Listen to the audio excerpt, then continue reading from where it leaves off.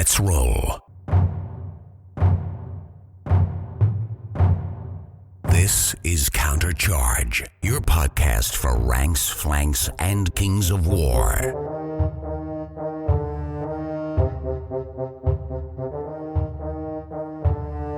Join your hosts as they delve into the world of Panithor and bring you worldwide coverage of all things Kings of War. Welcome to Countercharge. I'm Mike Rossi. I'm Wiki Dave. I'm Erasmus Berger. I'm Ben Stoddard. I'm Felix Castro. And I'm Nathan Arnold, and we are here with Mike Rossi in particular to talk through his new book, Honor's Price, and kind of go through what we've done for all the other books that we've reviewed here in the Loremaster's library. Great to have a large cast and a lot of voices. There were plenty of people that wanted to talk more about dwarves. So if you don't like dwarves, this may not be the podcast for you. But if you like them, or if you're kind of middling on them, we have a great cast and a great group of people to walk through and talk about Honor's Price. We are going to kick things off in just a moment with our fantasy reading origin stories, particularly for Mike and Felix. But if you haven't heard the origin stories for the rest of our cast, go back and listen to the other podcasts where we go through all of them. So, Felix, if you can, talk us through your fantasy reading origin stories and our origin story, and we will go through kind of where you started with your reading in this genre and how we ended up here. Right. So my fantasy reading origin story, I think, goes back to like fifth grade. Yeah, I know a lot of the couple episodes I listened to prior were people that father had read fantasy or whatever. That was not my household. I know my mom read a lot of basically Western cowboy smut, the Fabio covered romance novels of the 1980s. But my dad was always reading as well. But it wasn't until fifth grade we had moved to San Antonio. A set of twins I was friends with in that grade, and was going over to their house, and they had a bunch of I think it was like Robotech novels or stuff like that. So getting into that whole science fiction fantasy stuff. And so I kind of got into gaming from them. So I guess that's kind of the overarching gaming. I got into just role playing and all that stuff. And then just sort of stretching out from there, and D&D and all that stuff. So not really that complex. We'll talk about it later, but my reading has fallen off a cliff. And actually, I think Mike's novel's the first book I've read in 2 years. So, there's that. So I'm honored. Yeah. It's amazing. It was great. I just finished reading 7 hours and 45 minutes ago. So, we're good. It's fresh in my brain. All right, Mike, run us through your fantasy reading origin story. Again, everyone could go back to the interview we had with you over the summer if they want more in depth, but kind of give us the highlights, talk a little bit about how you got here as a writer. Sure. So there's two questions there. I'll answer the first one. When I moved up to Albany, New York from Philadelphia, I was in Catholic school. And in seventh grade, we were asked, okay, what books do you want to read? We've run through all the books we're supposed to read for the year. What other books? We haven't had time to read 2 more books in the English class. And they had The Hobbit up on the shelf. And I said, I have no idea what that is. That looks kind of cool. Like the art in the front has a dragon on it. And the teacher was like, those are children's books. We don't read those here. And I was like, oh. So the first thing I did after that is I went down to the library, picked it up, opened it up, started reading it that evening. The next day I told my mom I was sick so I could finish the book. I read all the way to the end. At the end of the book, I wish there were more pages. I wanted to rip the back cover open and have, right? And I have been chasing that high ever since, right? And then that led to Lord of the Rings and the Dragonlance novels and all the other stuff that was prevalent back in 1988, 87. And then in college, I kept reading, but those were the times of series that never finished. So damn you, Robert Jordan. It is not going to be a 5-book series, right? And Song of Ice and Fire started my senior year at college, and so both those authors can just screw off. I've been reading all kinds of fantasy and science fiction since then. I think that the genre allows you to explore all kinds of different things that are a lot of social commentary without coming out and having social commentary, right? And I like dragons. I mean, there's no two ways about it. So, and then when it comes to writing, I want to blame Ben. At the time, I was writing for Dash 28 at the time, and he sent me a copy of his first novel. And so I read it, and I did a review on it on Dash 28. And meanwhile, I had put in like a short story. Greg Person and I put in a short story for their compilation. Greg had actually gotten approved. I did not. But afterwards, Ben was like, "Why don't you just call Brandon and just talk to him, see if something gets up?" So he set me and Brandon Rossbond up, and that was the beginning of that. So Ben, I can't thank you enough for the opportunity you've given me for this. This is super cool. No two ways about it. You're welcome, and for all the trauma that is associated with that as well. Right? Writing's hard. I think it's interesting that you got into writing because of Kings of War, which is not necessarily the origin for any of our other writers that we've had on the podcast. It's like you directly got involved in writing because of this game that we all play. And 10 years ago, all of us would have been like, what's that? Like, that's not even a thing that's on our radar. So it's a pretty amazing thing. You got connected with Ben, you got connected with Brandon, but you can point to Kings of War as your author origin story almost directly. Oh, absolutely. It's awesome. I mean, it's just a cascade of events, so. I do want to ask, and this is probably something I should have asked a lot of the other authors, but given your writing origin story, it is a little different. Kings of War as an author, I know you've read a lot of other fantasy. Is part of the reason you like it because of the Kings of War world and the games that we play, or is this more of I just happen to be in this universe and so I participate as an author? I will answer the question, and I'll answer it two ways. The first way is I really I like the other. Okay, so I read a lot of fantasy, I read a lot of science fiction, but I also read a lot of military history, and so Kings of War scratches that itch on a bunch of levels, right? And that allows me to I think write compelling stories within that because they're rooted in something, right? Kings of War is rooted in something. Not to sound too maudlin, but a lot of my friends are in the joined the military, and they have a esprit de corps amongst themselves that I really appreciate. That I know I'll never have, right? And trying to capture that in some of the writing, I think, is important. The Kings of War universe, when you look at it, it is obviously a war game. It is battle focused. And so it ties directly back into those interests that I have.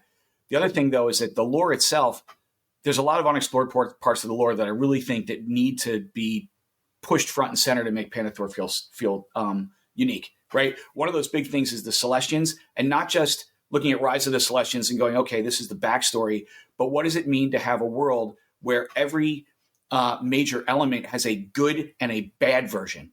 Right? There is the good version of honor. There's the bad version of honor. There's the good version of fire. There's the bad version of fire. Right?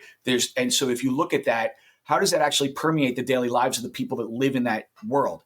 Right? If we could explore that more, that would actually make Panathor be a very intensely unique setting compared to other spots. Because when you look at a lot of Eastern religions, et cetera, they are talking about that dichotomy of the yin and yang of things, right? And you could explore that a bunch of different ways using that story structure. And I wish that there was more of that within the background, not just the background of way thousands and thousands of years ago, but actually the way that the cultures behave today. Does that make sense? Yeah, it makes sense. And I'll actually throw in, I think the yin yang, the good bad, is my personal opinion, and I'll throw this to the rest of the group, is very specifically most easily obvious in dwarves. And it makes it very easy to say, here's the yin and yang, because you literally have good dwarves and bad dwarves. And that's the only two paired armies where it is actually and directly linked that way. So we'll run through everybody else. So Ben, you can kick it off. What are your thoughts on, let's just go on the morality of Panathor and how that impacts the world, how that impacts you as a writer, but also for us as readers and how we consume it? Mike, I like all of your answers. I think there are interesting points to put in there. I would say that one thing that Panathor or Kings of War has that other backgrounds don't is that it's come about in a much more recent era where we have stuff like Game of Thrones and things like that, where the morally gray or the more complicated moralities have come to a more forefront. And I feel like Kings of War in a lot of ways tries to harken back to those simpler times of the 80s and stuff like that, where there's, a bad guy's a bad guy just because, we need a bad guy, right? Orcs are bad because they're orcs. And I think Kings of War came out in a time when that demographic does exist to a certain extent, but people are more not necessarily invested, but more interested in the nuances of the characters, and that's kind of trying to be reflected in the stories that are being told and all that kind of stuff. And I think it really plays well into where the dwarfs are. And Mike and I worked extensively together developing the cultures of these three groups a lot while we were writing our respective novels, and we had a lot of emails going back and forth and phone calls and stuff like that. But creating something that felt real and believable, and something along those lines where, you know, there's something that's it's not just a dichotomy of good and evil, but there's shades within that is very interesting, and that lends itself to a more in-depth world that I think is more, I don't want to say more interesting or more fun, but more believable as a result of that. And that's one thing that comes about from Kings of War coming out in, you know, the aughts of the 2000s rather than back in the 60s and 70s and all that kind of stuff. And I think it's an interesting idea. I mean, that's also like all the, even Tolkien and stuff like that were products of their time. And I think this is kind of indicative of stories of Panathor being, and the morality surrounding Panathor is a product of our current times, you know. Yeah, I mean, the Third Ed background is really a lot of social commentary about what's going on in 2016. You know, I mean, it's bananas, you know. I think the word that you're missing here is alignment, and I think that's where everything kind of falls away when you just look at the game and then just look at alignment. You know, you pigeonhole everything. Like Basileans are good, and dwarfs are technically good, but we also know that they're not really good. They're kind of more neutral nowadays if you look at the actual lore. So I think it's just more of a case of, I think, alignment. Everyone's got that mindset of alignment, so everyone is in a little pocket. But now that Panathor has kind of evolved so much that alignment doesn't really work in a lore sense. Could work on the table still. I don't know. That's an argument for another day. But alignment is now, factions are changing. I mean, look at Forces of Nature then, and when the Undrowned Secrets, they were more kind of, when exactly pure and good, they were kind of more of the, you know, more evil than they were good. So I think we just have to get rid of that idea of alignment when it comes to the lore side of things, and then that just opens the doors up to so many different things of like Basileans. You know, what's the definition of their version of good, and the shining ones. Like, I think their issues is that they're too good. They don't do the bad things to get rid of the wicked ones. Like, they just banish them down to the abyss, but they don't kill them. They should really just get rid of them, because they're causing the majority of the world's problems at the moment. So it's, yeah, I think that's where it comes down. We have to get rid of the idea of alignment when it comes to law. I see that. I think what makes Panathor, I don't say special, but it's specific to Panathor, is that you have the active powers of the shining and the wicked ones. So it's not so much about morality, which alignments always get wrapped up in. It's, are you going with a wicked one and doing what they want you to do, or are you going with the shining one and doing what they want you to do? There's clearer alignments than, say, in the real world, because a lot of cases, especially dwarves, you have to make a choice. Am I going to put my clan first and go with Fulgria, or am I going to put myself first and then do the things I have to do to get favor from a Growlful, right? Like, there isn't really space for a dwarf in between. You're just going to get banished and die on your own. So because there's a choice point, it's not so much an alignment as being allied to shining or wicked, and they're specifically only good and only bad because they split, right? So I think is something Panathor could be sort of a selling point or a unique point to Panathor. Like, orcs aren't bad because they're evil creatures. They're bad because they were made by an evil power to do evil things, who put in their head that, go do evil, I will make you want to do this forever whether you like it or not. Like, that's why they destroy things, because Garkan said you will destroy, and they can't rewire their coding. Also, I like to hark back to, with dwarves, what Felix is saying about Tolkien. I feel Tolkien dwarves have a strong theme of sort of too much of a good thing. They're honorable, but to the point that it makes the diplomacy difficult because they get stubborn, right? They get hung up on some small offense from thousands of years ago. And they're the best miners and craftsmen, but it makes them delve too deep. So they're sort of victims of their own success. They take all their virtues too far, is a big theme that kind of defines dwarves as we discussed in fantasy these days. Yeah, that's a good call out. I think when we look at the dwarves from Panathor, now that we've had Pride of a King and Honor's Price, they're two very, very different books, and it's good to have both authors in this conversation. But we get entirely different conversations about how they end up where they are, and I don't think there's disagreement in those conversations too much, but you see a lot different perspective from the two books. Personally, I think Mike brings, I hate to say lighter, but a bit of a lighter approach in dealing with both sides of that conversation. But we do deal with both sides, the abyssals and the regular dwarves, the non-abyssal dwarves.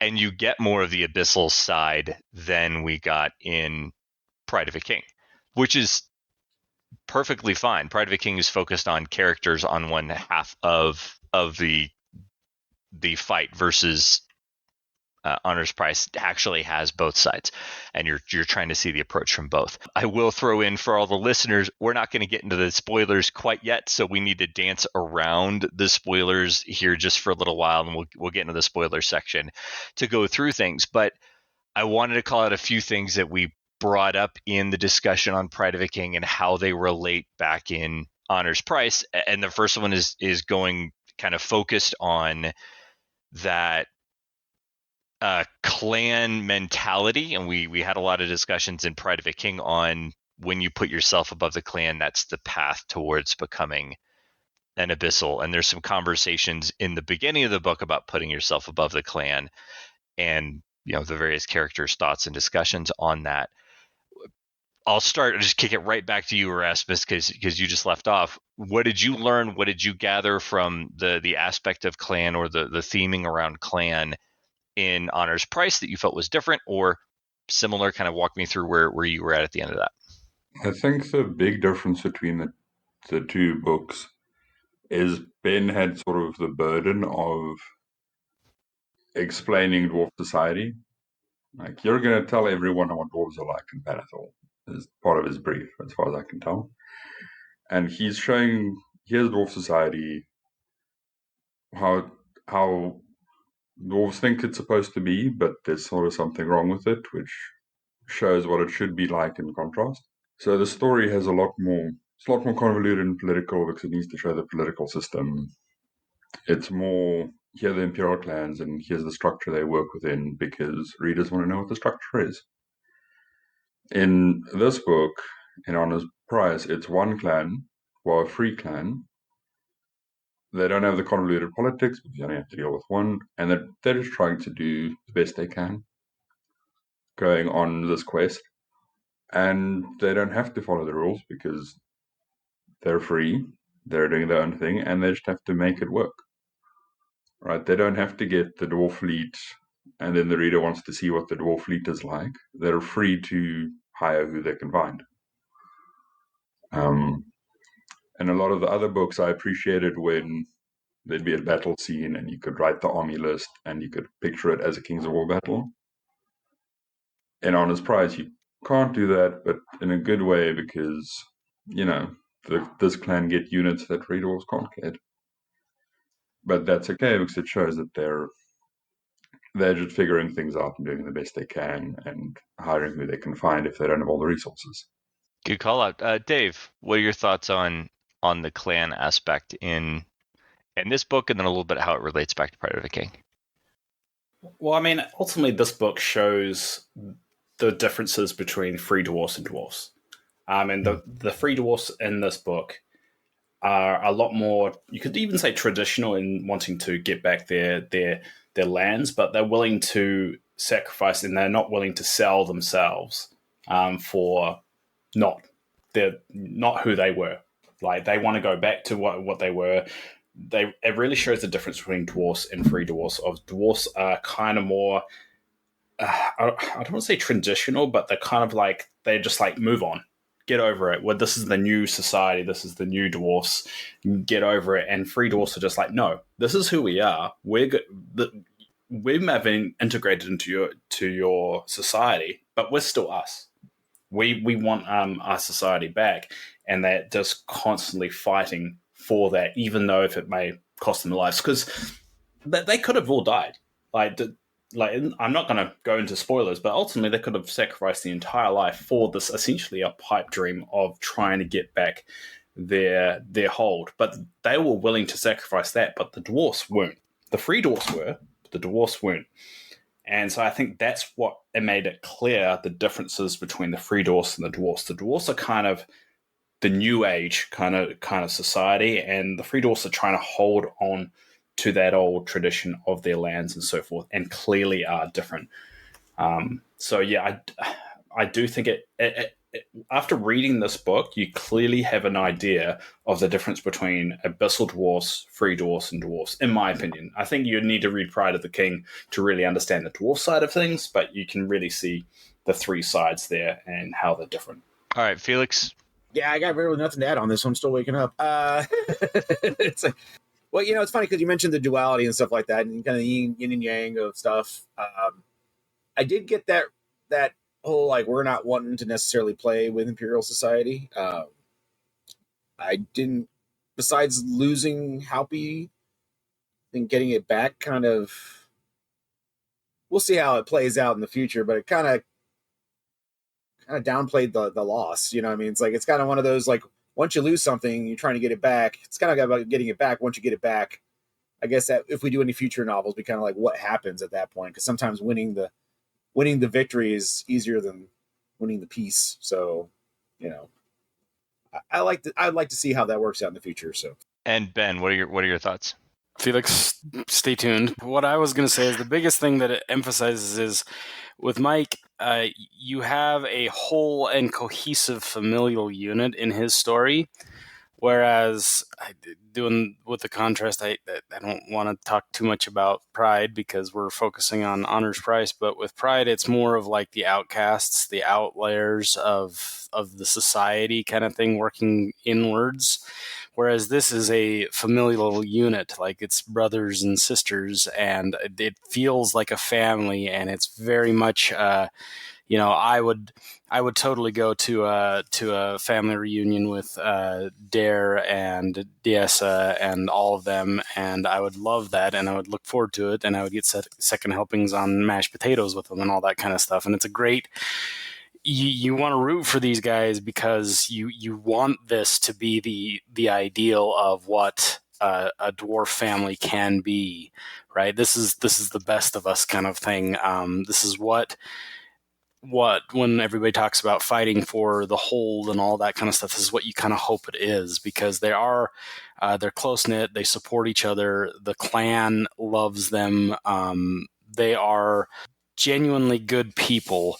Not to say that the characters in Pride aren't good people, but there's a lot of trauma that is not dealt with very healthily in Pride, whereas in Honor's Price, there is still that trauma, but this is what happens when you have a solid support system in place, and can deal with the horrors of losing your home and a parent and all of the associated difficulties that come with that. And so I would say that is one thing. Is this is why, like, this is Honor's Price is why clan comes before self, because when a clan is functioning the way it's supposed to, it's a genuinely stronger familial unit than an individual could ever be on their own. And then you see an interesting twist on that, in that you see with the brothers, the Abyssal brothers, kind of like how that can be subverted and twisted, and it's still supportive between those two in a manipulative sort of way. When you have two narcissists basically going at it, kind of thing, and how that interplay between those two family types, right? One that's supportive, helpful, all of those things that needs to be, versus one that's manipulative, even though there is a strong connection between the two, and how that plays out to the detriment of one and the benefit of another. So that would be the biggest comparison, I would say. I love that. When I took a look at the Dwarf Society, and once again, Ben and I went back and forth quite a bit, the overriding difference between free dwarves and imperial dwarves, and they both put clan first, right? Above, the abyssal dwarves are like, it's me, I am the height of creation, but the clan is second. But the question then is, what is their definition of quote unquote the clan? In my opinion, the free dwarves look at the clan as all of the people within the clan. I am serving other dwarves. I'm serving my family and friends that owe fealty together. This fealty group, it's made up of people, right? And then on the imperial side, it's made up of symbols. It's made up of tradition. It's more abstract. And so you have more room for, as Terry Pratchett says, for people to be objects, for people to be things, right? They're subsumed to, they're still lawful. There are rules that we follow, but it's more about the trappings of the clan as opposed to the prestige of the clan as opposed to the people within it, right? And that I think is the ethos difference between the two. And as time goes on, you can see more of that performative stuff with the Imperials under Gallic, right? Where you're scrambling. It's almost like every clan is its own abyssal dwarf, trying to get ahead of all the other clans at the expense of the other clans. Whereas the free dwarves, they may compete with each other, right? But the clan is made of people, and this other clan next door that's also made of people, right? And so they keep empathy first, right? Is I think the difference between the two, at least the way that I wrote them, right?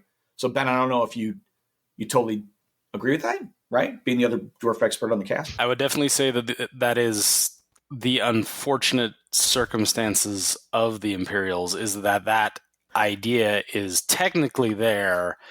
And you see it with some Imperial clans and some Imperial leaders that are dwarves. But yes, I definitely think that that's a good distinction to make, that current Imperial society has unfortunately gotten too wrapped up in those trappings, right? In the idea of let's get prestige versus, let's take care of each other. And that leads to the whole entire story of Pride of the King, I think. So that's why that story has the arc that it has, because of the tendency to lean in that direction. So no, good call out. To be fair, like I just the way that I like stories and the stories I like to write, I couldn't write Pride of the King. I couldn't do it. I have a much better chance of making my characters believable if I can root for them, and they're not, they have flaws. They're not perfect, but they're good, right? The brothers and sister are good. The rest of the clan are good. They're dopey in some ways, but they're good, so they're worth fighting for. And it is very, very clear that the two of you are very different writers, which is a good thing. We wouldn't want to have duplicate feeling books, even from the same faction type in Kings of War. It is two entirely different feels for the book. And I appreciate each book for what they are and what they do. Don't read Pride of a King and then pick up Honor's Price and think this is a continuation in the same vibe. One, very different authors, very different approaches, but also the story itself is rooted in very core differences. As you mentioned, Ben, it's outcast versus family. Like that's the core of how the book starts different, let alone how it ends different. I've mentioned this before. Like Ben and I were sending transcripts back and forth, and his feedback for me was, "Would you please with the sarcastic comments? Would you please?" Right? Because I was making things too light. I was making heavy things too light, right? And my response was, "Could you please lighten this up?" Right? Just, oh my God, somebody around here crack a joke, for Christ's sake, right? And so, we were looking for each other in each other's writing, right? Too. And my book is better because of his input, to be fair. Ben brought up the family unit that is highlighted, well, two family units that are highlighted in Honor's Price. So I'm going to circle back to the group as a whole. We'll start with you, Felix, on this. Handling the family and the three siblings, and then on the abyssal side, the two siblings, and the dynamic that they have internally. What are your thoughts on, one, how that's handled, but also did you appreciate the perspective and sort of what insight that gave into the dwarven family in particular? Yeah, I didn't think too deeply into either of that stuff. I did appreciate how, like you mentioned earlier, the whatever the Damuz clan siblings were a lot more supportive and helpful of each other than Alborz and Zareen were. Very competitive, as competitive siblings can get. Being the oldest of three, I know how that goes. I just really appreciated it, and it kind of was as that little microcosm of, I guess, both different outlooks between the two different types of dwarves in the clan. So I did appreciate that, and how the siblings of the Damuz clan really supported each other. And I really appreciated that one as well. That was kind of a neat, I guess, juxtaposition or portrait of how the two societies do on the small, micro scale. Dave, what are your thoughts on the family portrayals? Either side of them being dwarfs, both sides do care about their siblings. Like, they just do it in different ways. You could, I can't go on the spoilers. I hate this bit. I mean, they obviously do care about them. They just do it in different ways, and you definitely see that throughout the book. And there's not one point that they turn on each other or anything. That the family aspect stays true until the end, regardless of which side of the fence they're on. So I think that's critical in dwarf culture, regardless if you're talking about dwarves, free dwarfs, or you're talking about abyssal dwarfs. You have that family element tied and bound together. I think there was another book, I think Kingship. It was a short story that was in the Edge of the Abyss. And that actually did have also another family element, brother element to it. So it's, siblings are so critical to dwarf culture, regardless of what you're talking about. And I think that's what this book really showed. All right, Erasmus, over to you. There's not much left to say on this one. You guys have covered it pretty well. I'll add that it shows a bit about the way abyssal dwarves work, because they don't really have clans. They have the guy at the top, and he has some dwarfs that are his servants, and then they have slaves. Right? There's no person under me. They're just tools. So even if you care about your brother, like that, the two of you make the whole clan as far as you're concerned. But you're also pushed to, if you want to succeed in dwarf society, or an abyssal dwarf society, then you have to put yourself first. You have to think in terms of what will be best for me, because the better you do, the more you can help out your brother.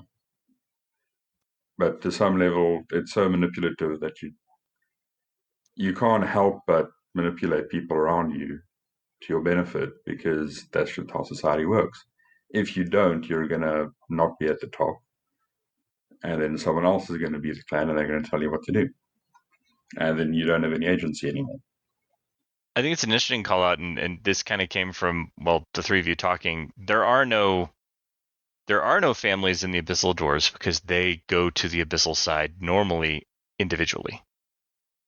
And seeing the brothers Alborz and Zareen becoming abyssal dwarves in the book together, like that is the transition. They don't make it as individuals and meet up later. They make the transition at the same time as a unit, so they have quote unquote family, where that's not normal on the abyssal dwarf side. You might have tentative alliances and people you work with, but you don't have that close kinship. It really does give that contrast that we definitely didn't see in Pride of a King, where we only really had the one abyssal dwarf primary interaction.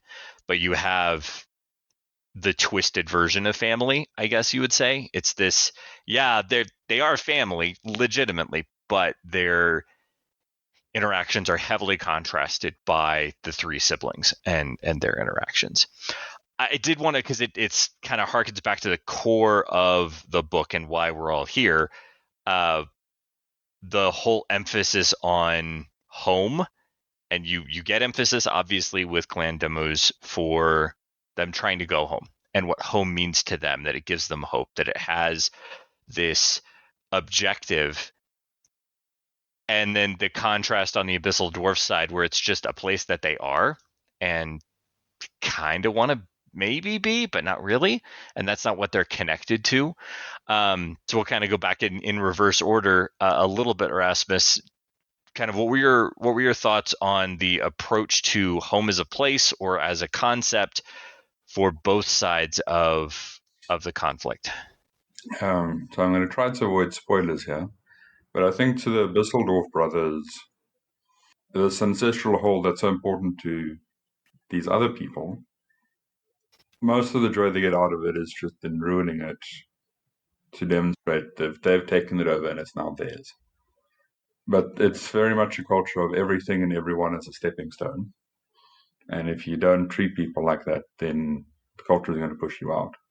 It's like Agragfol purposefully designed this culture to make people more selfish. Once you join, you can be a little bit selfish as a dwarf, but once you join, you keep getting pushed to, if you want to make it, you got to choose yourself.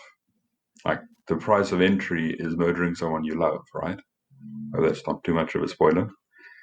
So that's the price of entry, which also reduces the number of families, to your earlier point, as opposed to for other dwarves, because the clan is what it's all about, and the clan is tied to their home. Home is sacred to dwarves. Like, this is our sanctuary, this is where we are, this is part of our identity. And it's not about what the place gives you, it's about the identity it gives you, and you're tied to it. This is your sanctuary. And are we really this clan if we don't live in this mountain? I think comes up as well. So for them, it's, especially if the new place you're making a home isn't exactly welcoming either, then home becomes part of your identity and you need to get back. Or dissolve into the empire, which obviously they weren't willing to do. Ben, what are your thoughts on home for dwarves in the book? So one thing that really stands out to me from particularly the dwarf brother, the Abyssal brothers in this one, versus the family, and you have, like I said, that juxtaposition of the two opposite things is for the protagonists, their driving force is, a sense of belonging, a sense of hope, a sense of tradition, and all that kind of stuff. And then you have, like, I have a quote from here that I'm going to bleep a little bit to avoid spoilers at this point in that, but it says, there's an interaction that I think highlights it really well, and it's just after a battle has occurred, and they're reporting back on it, and one of the brothers, the Abyssal brothers, are talking, and the Overmaster says, "I must say your gargoyles have done an excellent job. We've pinpointed the location of the army, and with the remaining half-breeds, we've kept their scouts at bay between scouting and blank. I have to admit they aren't half as worthless as I thought." Zareen glared at the comment, but Alborz pretended not to notice. He was in a vicious mood, and he enjoyed goading his brother. He wouldn't be so jovial if things weren't going so well. Bitterness is the defining factor of Abyssal Dwarfs. That is the defining emotion of it, and it seems like every Abyssal Dwarf has a chip on their shoulder and feels that they've been wronged, they've been slighted, and that is the driving motivational force behind the Abyssal Dwarf society is, well, screw you and everybody that you love because you hurt me, and so I'm going to hurt you worse than I've been hurt. And basically that is the fact that they're unable to get over that. Right, whereas the Demuz clan has a lot of grievances against them. They have a lot of things that they're upset about, and they're going to make you pay for it. But that is not the driving force behind their invasion. Their invasion is, you took our home. We want to come home. It's not, we're going to burn you down for daring to take what's mine. It's, we want to go home. And so those are interesting contrasts between the two familial units. Felix, what are your thoughts on the dwarf home concept? It's kind of funny because in a way, for the Demuz clan and for the Free Dwarves, especially now after the Edge of the Abyss timeline campaign, where home has become almost a dream or a concept. There's nothing rooted anymore after they got booted from their territories and had to go be refugees for a decade. Like, It's like at that point, it's like, what is home? There's nothing physical anymore. There's just that dream of what we had. It was kind of funny. So it's like people that used to have a physical home. I mean, Abyssal Dwarves did as well, but like the Free Dwarves still at least had that dream of what home was. Whereas, hence, the Abyssal Brothers, they had the home. They had taken that keep, and it was theirs now. But it wasn't, like I said, it wasn't home. It wasn't a dream. Wasn't a thing that they were aspiring to, that they would anchor generations of their family in. It was just a place they were staying in, a place they held through force. So that was kind of an interesting kind of juxtaposition as like what a clan that doesn't have a home is wanting to get something versus people that actually had that already and had taken it from that family. And it's just that how you can tell how they both appreciated and wanted different things out of that physical location versus just the juxtaposition between each other. When I take a look at home in the context of the book, you're looking at it. So the Lingir Kadu, the hold itself, really for the Abyssal Dwarves, you've murdered your father. There is no home, right? Like this, you murdered somebody you love. You got ostracized. You went north. There's no home anymore. You can't call Tragar home, right? So for them, holding that right, conquering that land is a jewel in their crown. It is a testament to their ego, right? But it's not home. It's intrinsic to their self-worth because look at the thing I've conquered, right? Because that's what they value. But it's different from a clan that goes, dude, this is my ancestral home. My ancestors lived here. They built this place. I am tied to this place because my ancestors did this. Abyssal Dwarves have none of that, right? They have severed themselves from that lineage, right? In some ways, the concept of home for the Free Dwarves is actually explored a little bit just in the beginning when you see the Demuz clan, and I'm not giving anything away because it's in the first 15 pages. They're in Estakar, and they have put down roots over the 10 years that they've been there. And they lament the fact that they have to leave there, right? They're like, wow, we were here. We actually could have made a go of it here. We could have made a home here. But Gallic is awful, so we got to get out of here, right? We got to go home. We tried. This isn't going to work, right? So the concept of home is very different based on Abyssals. It doesn't matter, right? I own this land, and therefore I'm awesome, right? But Free Dwarves, I am awesome because I'm part of something bigger, right? And that land is part of that bigger feel, right? At least in the way that I wrote it. Dave, I'll let you wrap things up. Any thoughts on home from your perspective and how it's dealt with? All right, first thing, how do you say the hold's name? Right, so because I think we should establish that because there's no way in hell I'm going to be able to pronounce it. I have a buddy of mine who read the book, and he goes, I just replaced it with Lenny.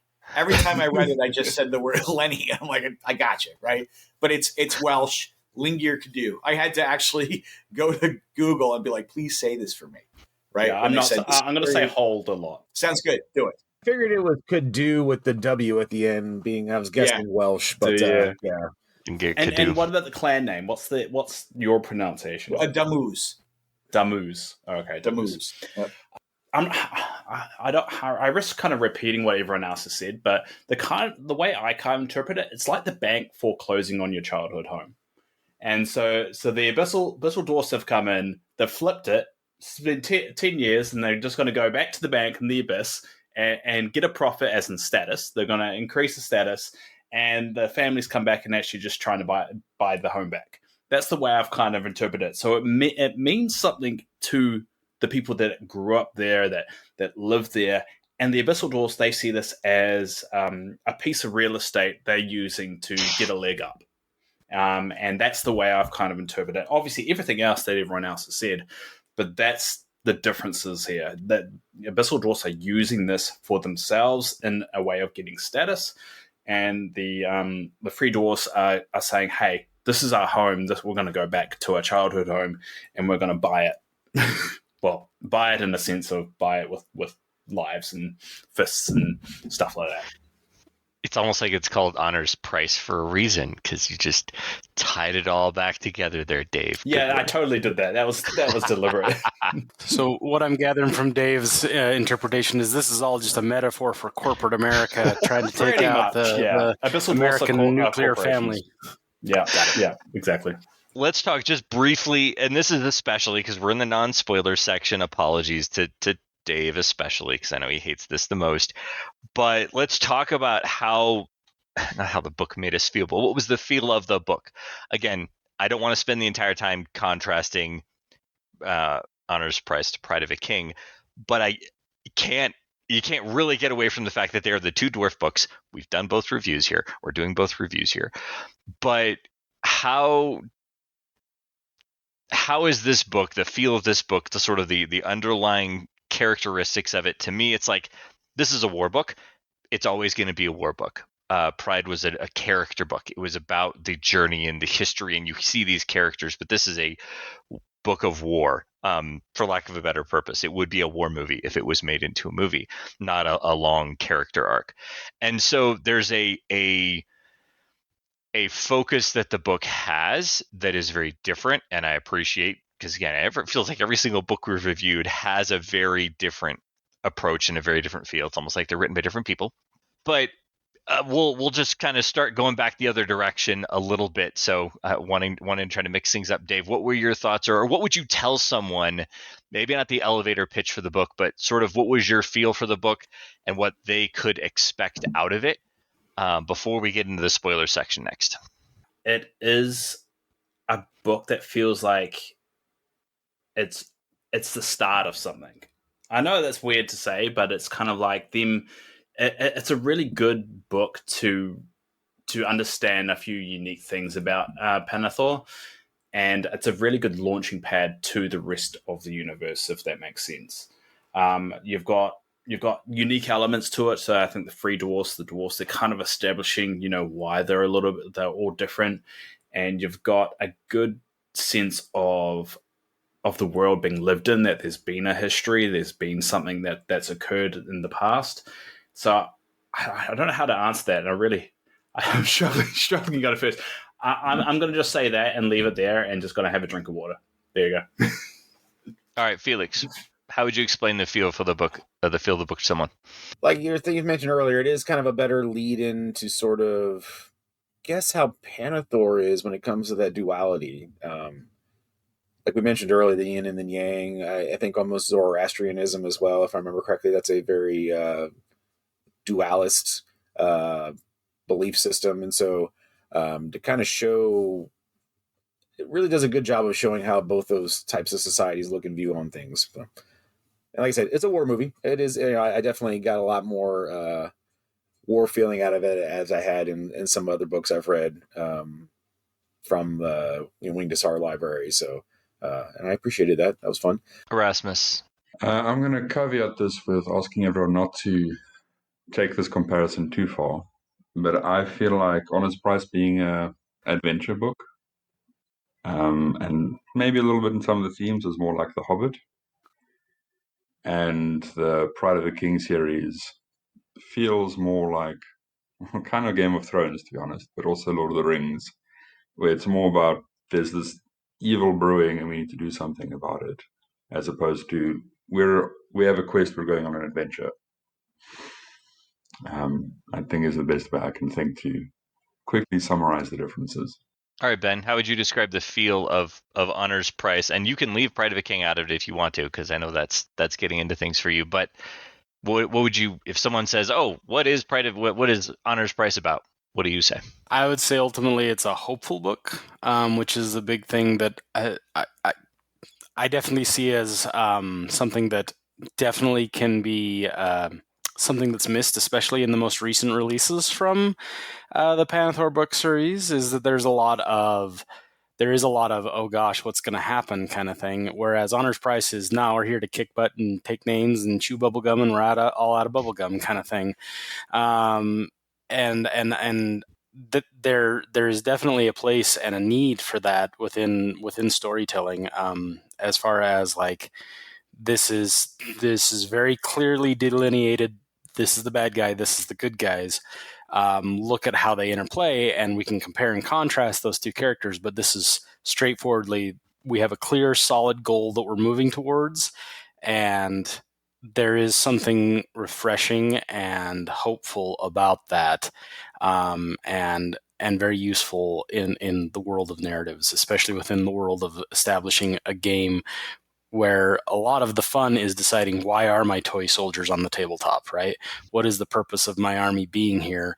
And having a story that's like, no, it's okay if you have a clear goal. And yes, there are clear good guys and clear bad guys in this world. You can have villains and good guys and heroes and all that kind of stuff. And that is what Honor's Price encapsulates, is the idea of, here's your knights in shining armor kind of thing. Here's your guys that you can root for. And you want them to succeed, and you want that hope of, here's what we can achieve. And that, I believe, is what Honor's Price is all about. All right, Mike, you to summarize now. In my opinion, the feel of the book is it's what's a good way to put it? I mean, I've used this analogy in other podcasts. I think it's important. Like, if you want to get, I think the mention earlier that Ben's novel feels more like a Game of Thrones or a Lord of the Rings. It has a deeper feel to it, right? I will embrace the Marvel movie aspect of my book. It is fun. It is action. It is cool scenes. There were 3 C's that I wanted when I wrote it. I wanted the characters to be. I wanted you to feel the characters, right? So they felt like real people. I wanted the battle scenes and the interaction and the plot to be clear, so you weren't like, I have no idea what's happening, right? So like you read the battle, and like the middle battle is 70 pages, but you know step by step what's happening. You can actually recreate it on a table. And the third thing is, I wanted it to be cool, right? I want people to go, that was cool, right? That section was awesome. That's awesome, right? So like it has a lighter feel to it. But it still takes itself seriously enough where the characters feel real, right? I mean, there's conflict in there. There's you can see a little bit of character growth in the time and the word count that I had, right? So yeah, I think we hit on it. It's pretty strong. No, I definitely agree. I think all of you had brought really solid points to what can someone expect out of the book, and I think you're right, Mike. It is a book that is. It is exactly what you wanted it to be from the beginning, if that's what you wanted it to be. You have the good guys, you have the bad guys, you have good characters, you have combat you can understand. And at the end of the day, it's a really cool book. It's a really fun book. I know we're going to end the non-spoiler section here. So I'm going to say what I always say, and that is, go get the book and then read the book. If you haven't read it yet, you are not going to want to continue past this point, because we will absolutely spoil anything and everything for you from here on. So if you haven't read it, go buy the book and then come back and listen, and we'll get into the spoilers section next. Hey, I'm Alessio Cavatore, and you're listening to Countercharge. This is Sean Vilmont, the best orc player in the mountain region, and you're listening to Countercharge. Welcome back to the review of Honor's Price, and we're going to get into the spoilers section. So for those of you that read through the ad or listened through the ad break and weren't paying attention, and now you're suddenly realizing where you are, if you haven't read the book and you don't want to get spoilers, stop what you're doing, go buy the book, read the book, and come back. But we are going to pretty much just jump straight into the story, because that's kind of what we do when we can, walking through what the story does and everybody's insight on them. We'll probably jump through a few of these things fairly quickly, and I probably want to challenge everyone that is on the call when we talk about these things. Say what you want to say, bring it in there, and bring something else in if you want. I'm probably going to miss something that was very important to someone, so we're just going to kind of jump into these things. The beginning, setup, introduction, sort of the story up until they get on the ships to actually go home has a lot of moving pieces and a lot of parts that are handled very quickly. It's like 10 years happens in the first, I don't know, was it 40, 50 pages of the book. And then the rest is what feels like a week and a half. I know it's probably more than that, but it's like the rest of the book is this elongated process. So let's start with that beginning chunk. We'll kind of go up until the clan arrives in the Imperial Dwarf. So the fleeing of the Halpi Mountains, leaving their clan homestead. Felix, talk me through that beginning chunk of the book and how you felt about knowing what that was. Obviously, we're all aware of what happened in Edge of the Abyss and Halpi's abandoning Halpi. But Felix, kind of kick us off. What was your thoughts or how you felt about that introduction in the book? I mean, obviously, I think it did kind of drive home that sense of loss that they had. The losing. I mean, because when it comes to home, it's not just, obviously, my ancestors are here. My family's always been here. It's kind of like, no, the ancestors are buried there. Like, a very tangible part of your history is in those those holds. So to lose that, and I can't really imagine just the immense, especially amongst the dwarves. It is, especially just dwarves in general, just clan and families, everything, to actually lose that. To lose where your family is buried, to lose where you were planning on raising your family. I can't imagine just like the loss and what that would do, shock to a society, as what that would do to a group of people. So I think that was, I got a little bit out of that. So I don't know about everybody else, but Erasmus. For me, it struck a chord as an immigrant myself. The whole your home becoming untenable and having to move away and leave the things you care about now behind for the future struck a chord with me. And then also the sort of give and take between, we have this new home, should we stay here? Do we have enough roots to stay? Do we need to go back? Is it untenable? Can we make it? It's hard now. Will it get better in the future? Should we go back or should we stay? Now, all of that struck a chord with me as an immigrant. And it's kind of hard to look past that when it strikes a chord that well. I can definitely see that. Ben? One thing I really enjoyed, and one aspect of the book that's really cool is it's a very zoomed in aspect of like culture and society, and you see a lot of day-to-day living especially in the opening chapters. Detail that I remember sticks out a lot to me is having the earth elementals helping them build a home kind of thing, and it's just details like that help flesh out the world a little bit and be like, no, this is how magic might actually exist in everyday life outside of just on a battlefield kind of thing. But also then looking at, well, how does a clan interact with their, chieftain, right? How does that work? What is the relationship there? How does the clerical aspect of all of this work out, and all that kind of thing is an interesting aspect of it, because and Mike is able to do this without making it feel super mundane or dragging on or anything like that. And I think it's good because it gives us a sense of the world is living, it's breathing, it exists outside of the battles. Even though this is a war book with a lot of battles, and battle being the emphasis of the book, these opening pages help do a lot to establish that this is an actual world that people live in, and this is how they get about their lives, and these are people. And this is ultimately a story about people and identity and what all that encompasses, and reclaiming that. So it does a good job of building those connections to those characters, making them care about the family and the interactions between the brothers and the sister and their clan, and making you care and root for them.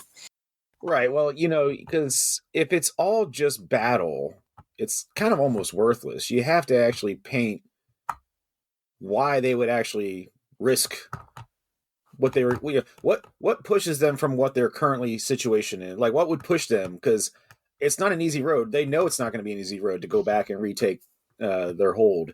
But you have to establish kind of what's at stake. And so doing that by establishing the family dynamic and establishing that they had kind of rebuilt themselves after that, it kind of just ups the stakes in a non-catastrophic way. Like it's not going to it doesn't blow up the world but you're showing that they are leaving something. They are sacrificing something to try to attain what they're hoping to get. So I think that did that as well. So yeah, it creates tenable stakes. It's something that's believable, but not 5 seconds to midnight kind of thing, but very tangible and impactful to the reader. So that's well done. Dave, what are your thoughts? Well, something that hasn't been mentioned here is that when we're talking about the retreat, we're not just talking about the first 10 pages, because we're constantly reminded of the sacrifices that they make as they escape. Well, we find out their mother died, sacrificing her life, just like, and from their perspective, which, you know, we can debate about whether he's dead or not. Their father sacrificing his life as well, right at the beginning. And we're constantly reminded about how bad the situation, how much sacrifice. Because then after we find out about their mother passing away, we do get that battle of all the dwarf clans holding out for the chain so people can escape over the chainway. The battle of what was it? The battle of what was it called the Rin du Faris. That's correct, because there's a bit of a canon thing in there that really annoyed me. Because don't worry, if we go into it, the Thistledew clan was never part of that battle, but in the book it says they are. Sorry, just had to put my wiki brain on for a bit. So yeah. Anyway, but yeah, you're constantly reminded throughout the entire book. So yes, we do get that snippet at the beginning, and we do get Rhys's, because I do think this book is more about Rhys's story, about him protecting the clan and his journey from you know, saving the 3Ds, as I call them, and getting them to escape, and then bringing them back.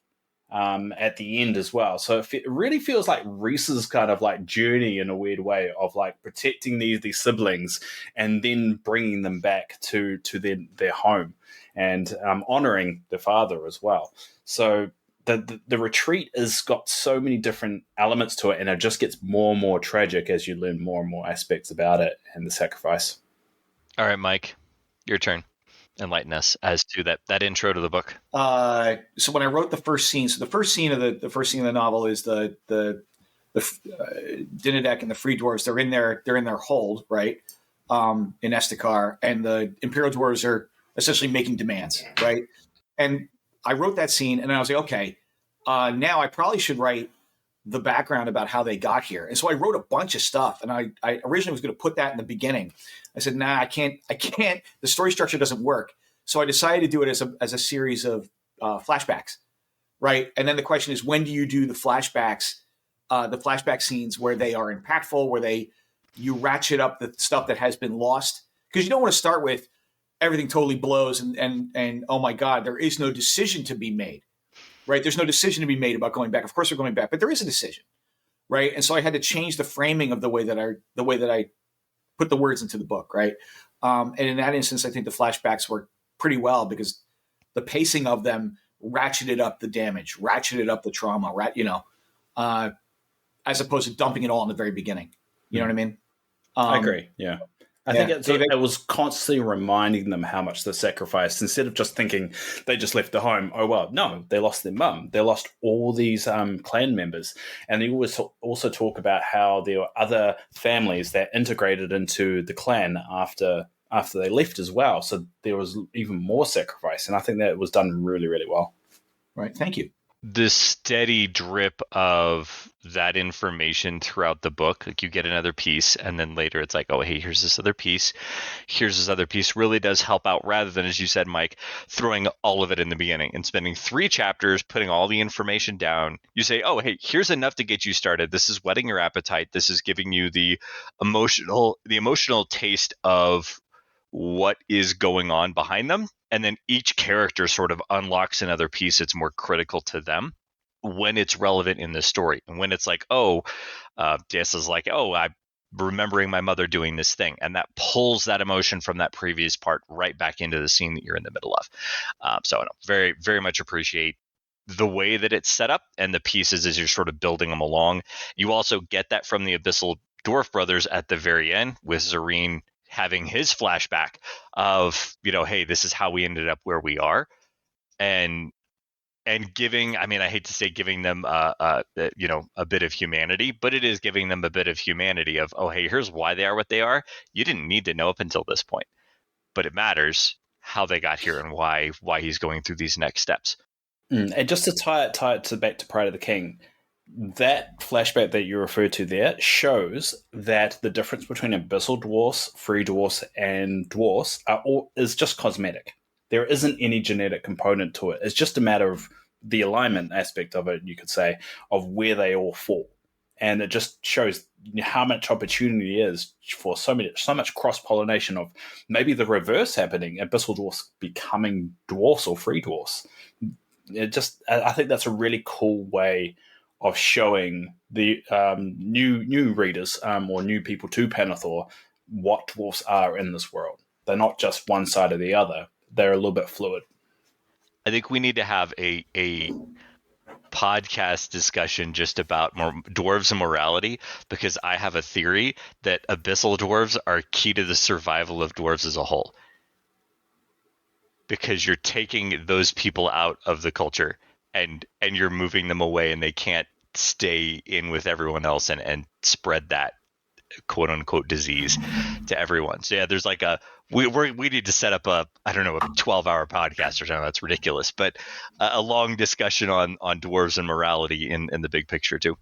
I actually think that I want just to piggyback on that thought, because it's a super cool thought, is there is a certain amount of inoculation that goes on when it's like, okay, you are totally in this for yourself. You did awful crap. You got to go, right? You are ostracized from society.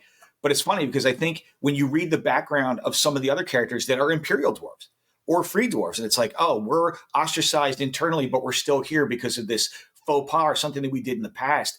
I think Imperial dwarves have a tendency, or even dwarf culture has a tendency to maybe do that too much, where how much of that ostracism actually drives people to that extreme, right? The alienation begins, and then it goes, and Ben did an excellent job of exploring that with some of the characters in his book, right? And I think that tendency, right, to, hey, fly right or get out, can force people into being, okay, well, if you don't want me, then I'm going to come and burn down everything you love. I mean, that is the illogical, right, extension of that. But it's the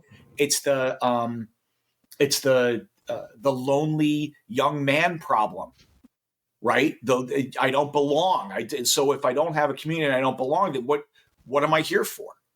Right. Well, I guess I'm just here for myself, because that's all I got left. That is a pervasive issue.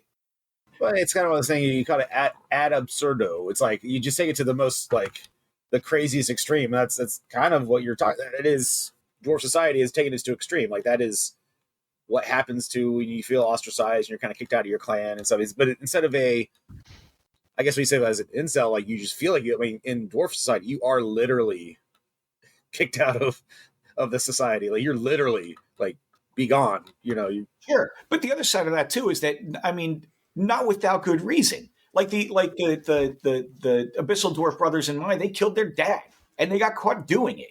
Right. So it's like, dude, you can't be around here. You got to go. Right.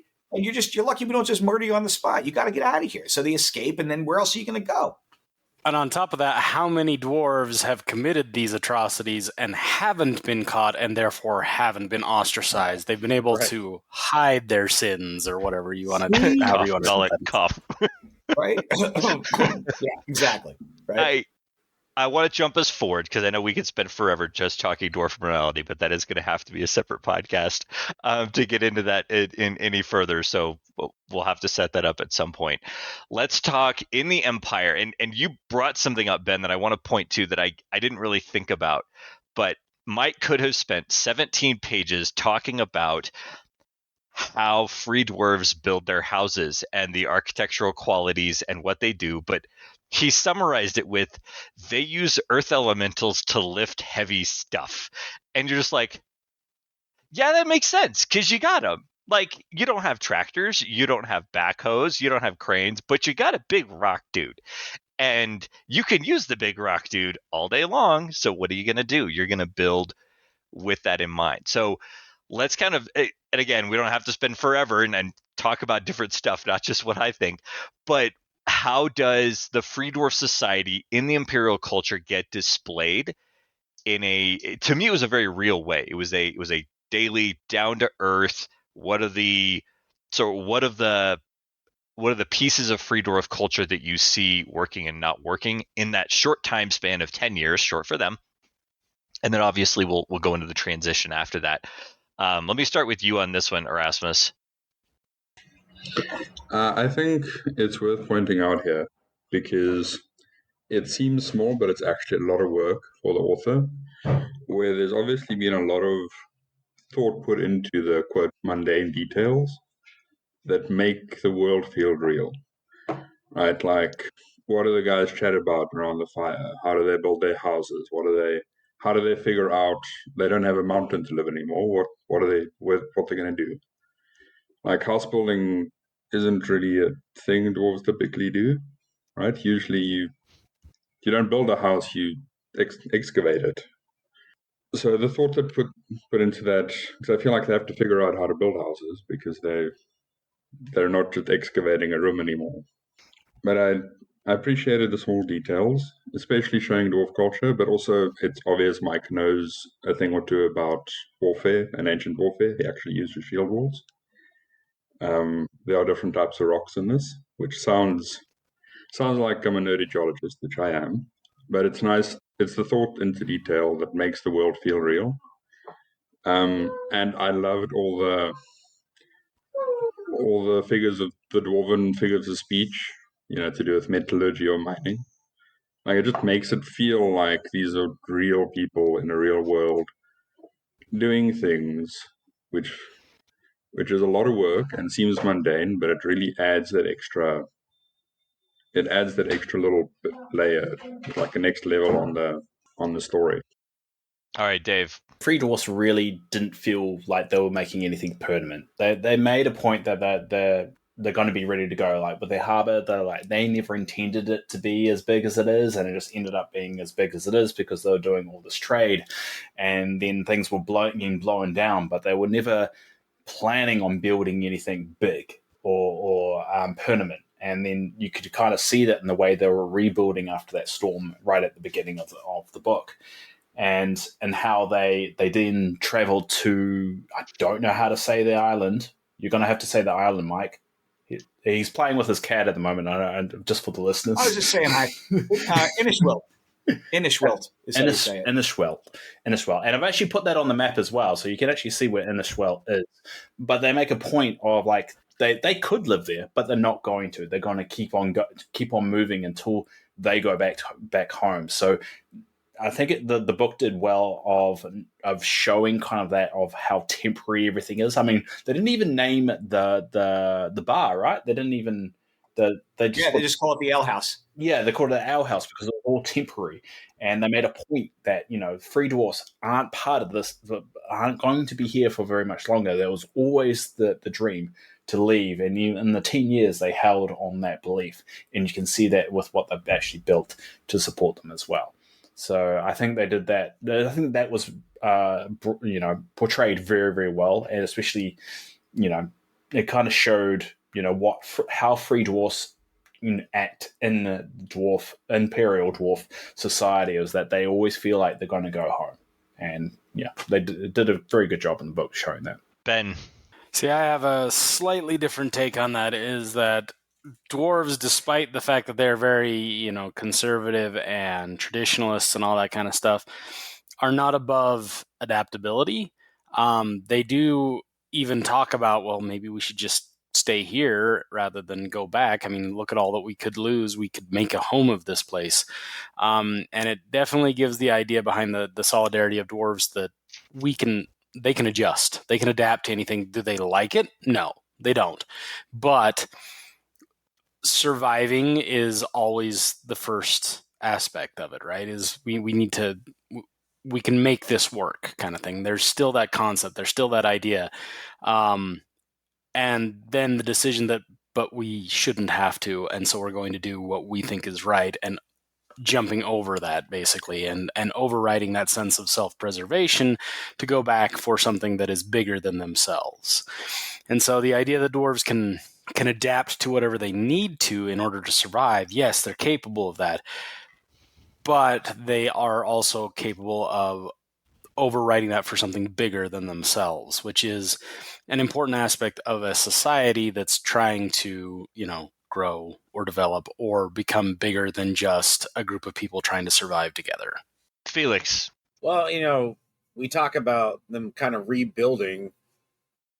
I think they still thought of it as a temporary. I mean, when you're as long live, as a dwarf, 10 years is like, okay, whatever. It's just like almost like a vacation. We're just holding this very temporary, even though it would feel for a lot of people a more permanent residence. No, it's just a placeholder for honestly, all that's going to do is serve to remind them of what they lost. Like, we had a home, We lost it. This is our temporary holdings until we can go back to the said home. So I feel very strongly in that aspect because my family and I moved up to Colorado last year, and now we just purchased a home and moved into it over the holidays. And so having the idea of a temporary home is very real to me because we lived in a house for a year, and you think, well, we probably had to put some pictures on the walls, and you think, but I don't want to have to fill those holes in when I move. And like, that's such a stupidly little, like, why would you care? Right. Just fill the hole in, man. It's not that big a deal. But for a dwarf, building a tavern is putting a hole in a wall, and you don't want to name it because you've got to pull that nail back out of the wall at some point and patch it back up, I think. And they were at that decision point of, do we or don't we? So I think that's a really good call out, Felix, in that, are we really going to stay here and do this? No, I appreciate that. Mike, tell me a little bit, is when you were in that space writing it, and especially your thoughts now, how do you feel? The overriding question at the beginning of the book is, I knew they were going to go because that's the plot of the book, but like, you got to talk about the actual decision that gets made. It's not like, okay, we're all in this together, right? Everybody thinks exactly the same. And so I approached the problem from the three siblings, right? So you'll notice that Dinadek and Darun, when they're talking in the tavern, Dinadek has been planning one thing. He's like, I'm going to get the Imperials to help. They said they were going to help. And the Imperials are like, well, actually, I would like to take some more. And then I swear to God, next year. And Darun on the back end is like, well, I actually made contingency plans because we're getting out of here, right? And Diessa is like, wouldn't it be cool if no one died? How about we stay? She's the one that's actually thinking about the good of the clan in her way, right? And so everybody's looking for the best outcome.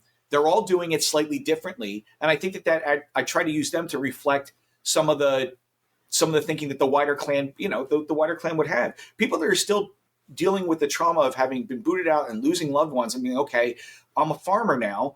I can live with this. I'm a trader now. I can live with this, right?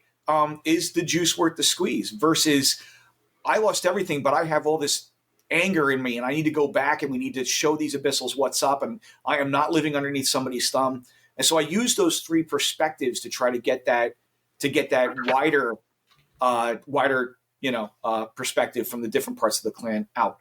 And I think it comes across pretty well based on the feedback that you guys are giving me, right? Which is good. I mean, that's the point, right?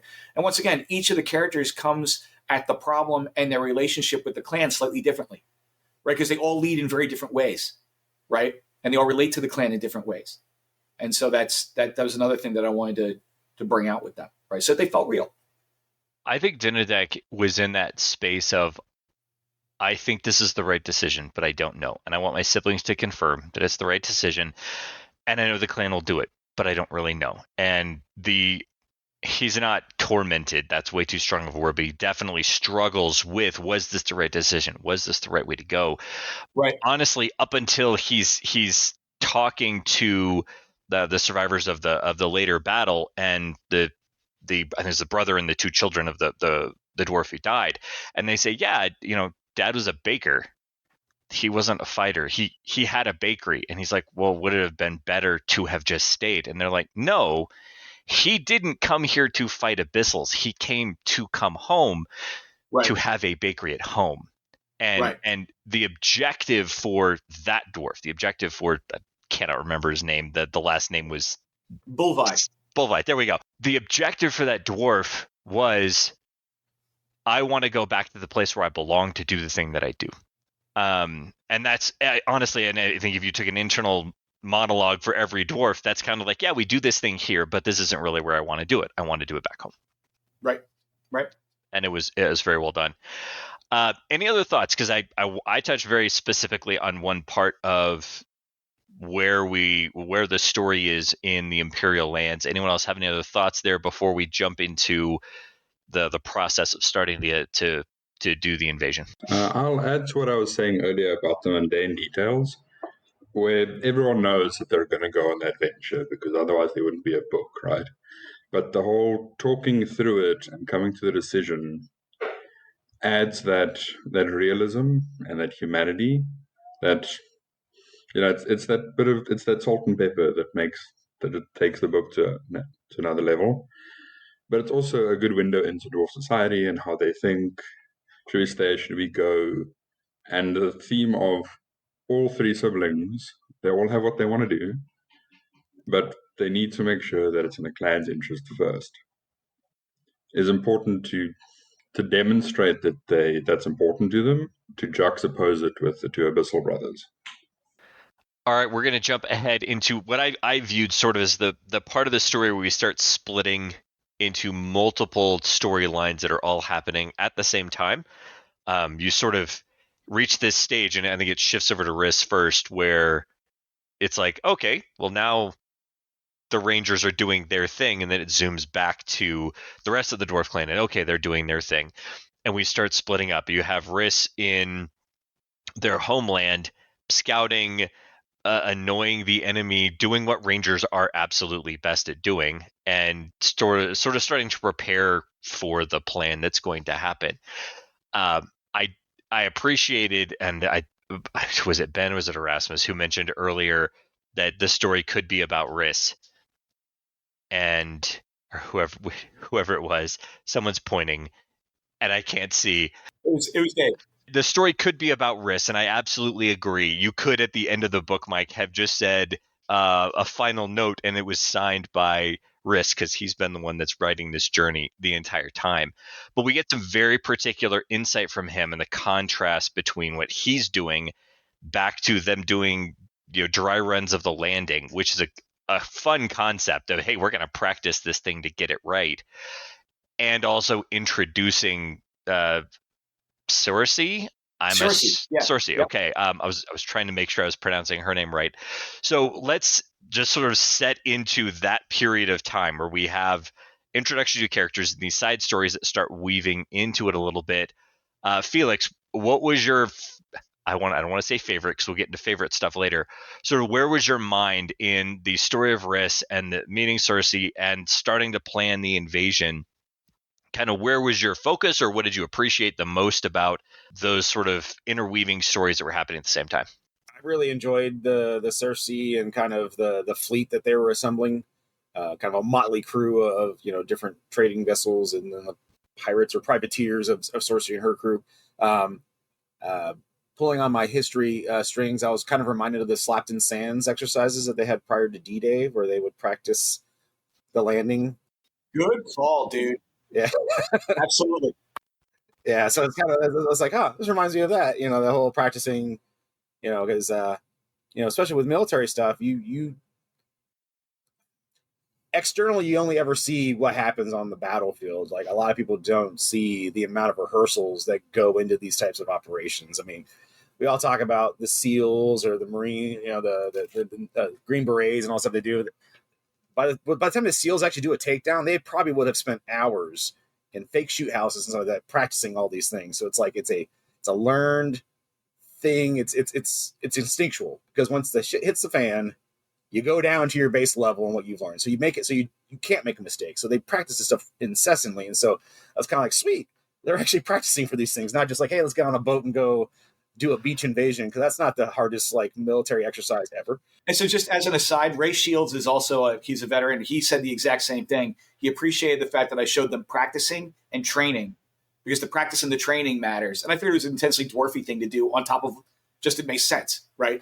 Right. No, and I like I said, as also a veteran, I really appreciate that you spent a lot of time working on that mundaneness, because it's like, oh yeah, you just get on a boat and go assault a beachhead, but it's like, yeah, there's a lot of stuff that can go wrong in that. And then especially as dwarves aren't necessarily known as a seafaring people, that they might necessarily know what to do on all these boats and how to operate these things. It was really kind of cool to kind of drive home the rehearsed nature of this. That they weren't just going to all right, guys, it's Saturday night, let's drink a lot of beer and then go invade homeland. It's like, we have worked on this and planned it out. So I really appreciate that one. So yeah, I also appreciate it when the dry run, because my first thought was like, my greatest D-Day history. Because for those of you who aren't as well read, they'd practiced the D-Day landings, and people died on the practice runs, right? Didn't happen in the book, but it did sort of make it real for Din. It's like, wait, people are going to die on my orders. I feel like if this book has a theme, it's well, sacrifice to start, but also the three siblings coming to terms with, I'm not just a kid anymore. I'm the leader of this, and the burden of leadership, and them accepting that and coming to terms with it. And that's one of the places where it sort of starts. I wanted to highlight the difference between they get kicked out of their home and then they do the retreat and they're reacting to things the entire time. But then after they have that 10-year respite, now they're the ones making decisions. And that's different. You're not leading in a crisis. Leading in a crisis is I'm saving everything that I can, but proactively putting people in danger is a totally different animal. And how they all deal with that separately is, I'm glad you picked up on that, Erasmus. I really wanted to highlight that as the challenge for them, right? As people. Dave, what are your thoughts? And I said this to Mike. I do think Reese probably should have died because he was there the whole way through. I mean, there wasn't a lot of loss, you could say, from the main characters. I mean, Dare, he pretty much just got laid and just got his home back. Danik kind of just is still the leader, and Danessa was blind for like 2 seconds, and her boyfriend hobbles now, but that's about it. So, I mean, it does feel like they got off a little bit easy, I want to say, but I think it was a really smart way of laying out that they've been thinking about this for a while. This wasn't a spirit of the moment, let's just take a home back. They planned this all out. They got the fleet together. They practiced it. They all migrated their clan to this island, and Reese was scouting and leaving supplies on the journey, and it was all planned out. So I think it's quite interesting because I do think the Abyssal Dwarfs, they went bad at their job. They went bad at warfare. They knew what they were doing. The Moose clan had to be just as smart in their preparation and how they did things, because throughout the entire book, this wasn't like one team dominating another. They both were actually smart and capable warriors. It was just a case of a little bit of luck and also opportunity of the ones that actually, won at the end of the day. And we can talk about that a little bit later. But I do find that build-up was really, really good of setting the scene on both sides as well, because you started to see the Abyssal plan for the invasion, how they learnt information, how they kind of started to prepare, and how A and Z, I'll call them A and Z, it's easier because I'll butcher the names, how A was preparing Z to take over and kind of teaching him in his kind of way of doing it, because he didn't think ever they were going to lose, but he also needed to make sure if they did win, that Z won, not him. And I found that very, very smart. All right, Ben, I do want to throw in that if you had written the book, the only thing that would have survived would have been Riss, but everyone else would have died horribly. And undoubtedly. What were your thoughts? Noble sacrifices all, but yes. What were your thoughts on this chunk of the book where we're preparing? So I really appreciated Riss or Reese. Which is it, Riss or Reese? It's Reese. Reese, okay, like the candy. Got it. So it should have been in pieces. I really appreciate. Yeah, exactly. We should have. I really enjoyed the setup with him, because you took an aspect that is oftentimes glamorized in military stories, period. The scouts that go out, they're the hardened warriors, they're the Green Berets and all that kind of stuff. But you actually gave it a sense of, like, one of my favorite scenes is when they're, I really appreciated the fact that you set up like supply depots for them. Like that was their job, is going out, and because how would you resupply an army over, however long this campaign was going to be, and marching an army across all of this, especially when you're doing a beach invasion with no follow-up fleet coming up behind to bring in the supply train. How are you going to get that in there? That was an interesting detail that you brought in. But then also the scene where the grotesques are chasing Reese, I thought was really really intense and really well done, and the way that you saw the dwarf way of how do we set up, this is a dwarf ambush, right? With the way that the dwarves would do it, as opposed to the tricksy elves and all that kind of stuff. So that was something that I enjoyed, is you saw a way into the way the mind of the the dwarves worked in that regard, as far as like, how are we going to set this up? What are the logistics that we're going to do? And you saw how well they had set up a plan for what they were trying to accomplish. And just like Dave was saying, is like, it's well thought out. They're both capable leaders. They're both intelligent, and they're both making smart choices for their respective sides. And that comes across really well in the way that the interactions and the inner workings of the two forces. I'm going to ask a question to you guys, and because when you first see Reese, it's the orc ambush, and it's the first time that you're reading combat, right? Actual like people hitting each other with stuff, right? How did those combat scenes come across when you read them? All I can remember is how they were making fun of the orcs, which was a kind of a dick move because they're slaves. I mean, that's not their fault.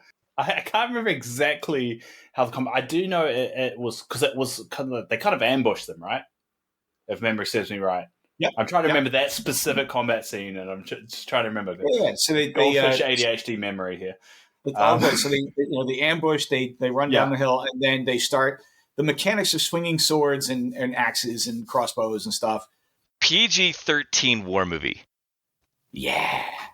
And I say that because we've had R-rated war movie. I think we got a lot of that in Pride of a King and in some of the other books where it's like, hey, we're in the nitty gritty. I've slashed my sword across and I watched his viscera spray across the room. And that, again, that is a good direction to go when that's the story you're telling. And the story, you can correct me if I'm wrong, Mike, the story you're telling is there's fighting, but the fighting itself is not the point of these words that I'm putting on the page. The physical combat is not the objective that I'm trying to get across.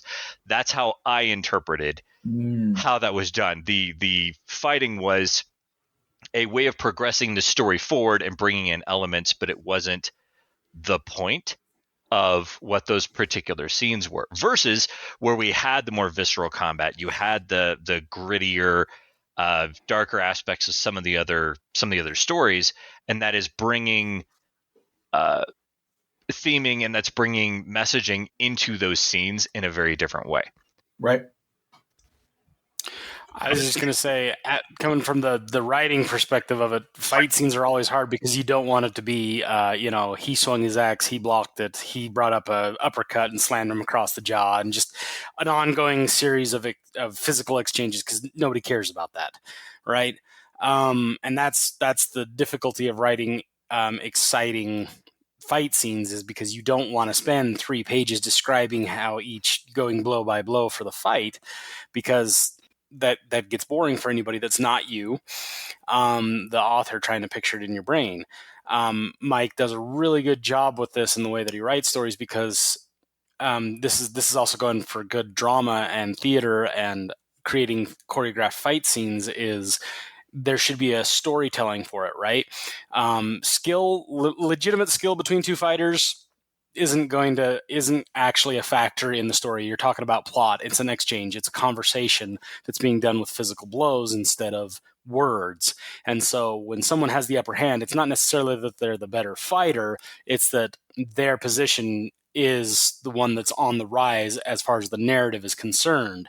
And so Mike does a really good job of this, and all of his battles do this because they tell a narrative of what's going on, and they're building up to these great cinematic pieces, such as when we're about to get into it with the landing of Diessa, literally creating a sand elemental to bring the ship onto the shore kind of thing, and all of that kind of stuff. And it's to build that tension and to show this is what we're willing to sacrifice. This is what we're willing to give.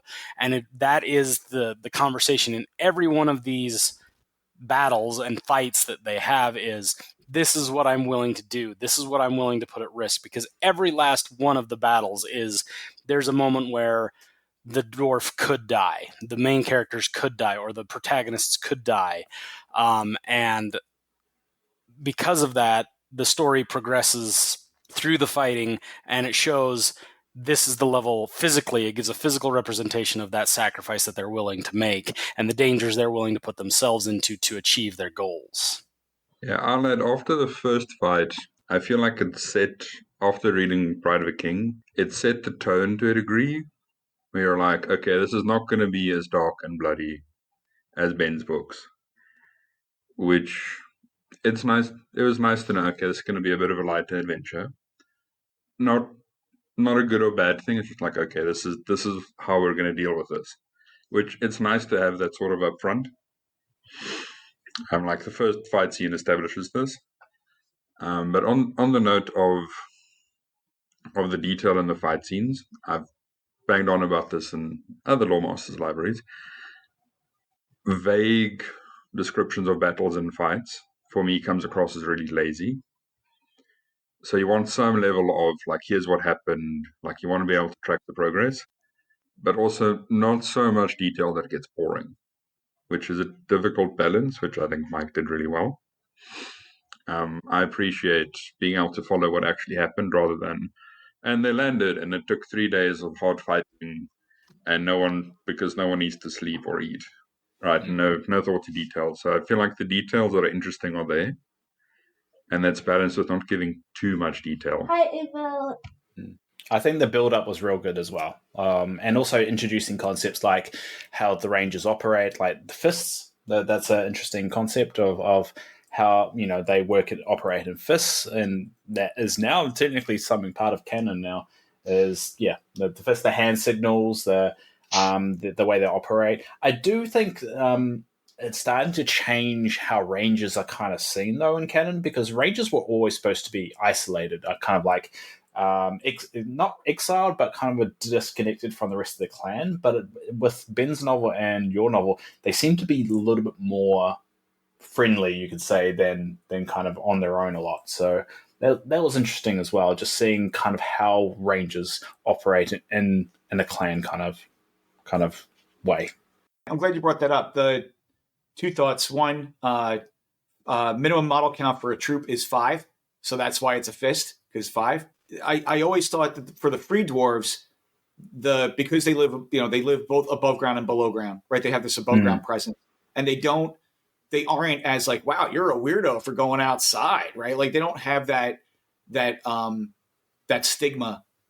So when I wrote the free dwarf, the free dwarf approach to Rangers, I was like, wow, I mean, they're strange. Wow, there's a lot of trees up there, but it's not abnormal, right? It's just a thing that a guy likes to do. So it's you're part of the clan, and we understand it. Like you'd rather be upside as opposed to underground, but it's not a thing to, once again, talking about that ostracism, right? It's like, nah, you're part of us. It's just that, you like being over there. It's like talking to, I don't understand sailors, right? Or people that like fishermen and stuff. I don't get it. And once the boat can't see the land, I get really weirded out, right? But I know that other people love it, and it sings to them. I don't have to understand it to appreciate that they're okay, but it's not for me, right? So I can see that being the kind of the same way, And that's another element of how free dwarfs are different than dwarfs, and how these books are changing their perception of free dwarfs aren't the normal dwarfs that are underground. These guys live above ground there, and we're starting to see that a lot more, and that splits them, what's a dwarf and what's a free dwarf. So I really like that. That actually stuck out because the way they fought kind of represented kind of that kind of culture as well. So that was good. Also, I'd point out that the Damuz clan is, again, emotionally healthy and well regulated, and they recognize that there are differences between them. There are representations of Rangers that they are separate entities and they don't get along well. And in fact, the society does ostracize them because why would you want to be above the mountains, right? I mean, we get it, but weird, right? And it's not socially acceptable in the wider clans type thing.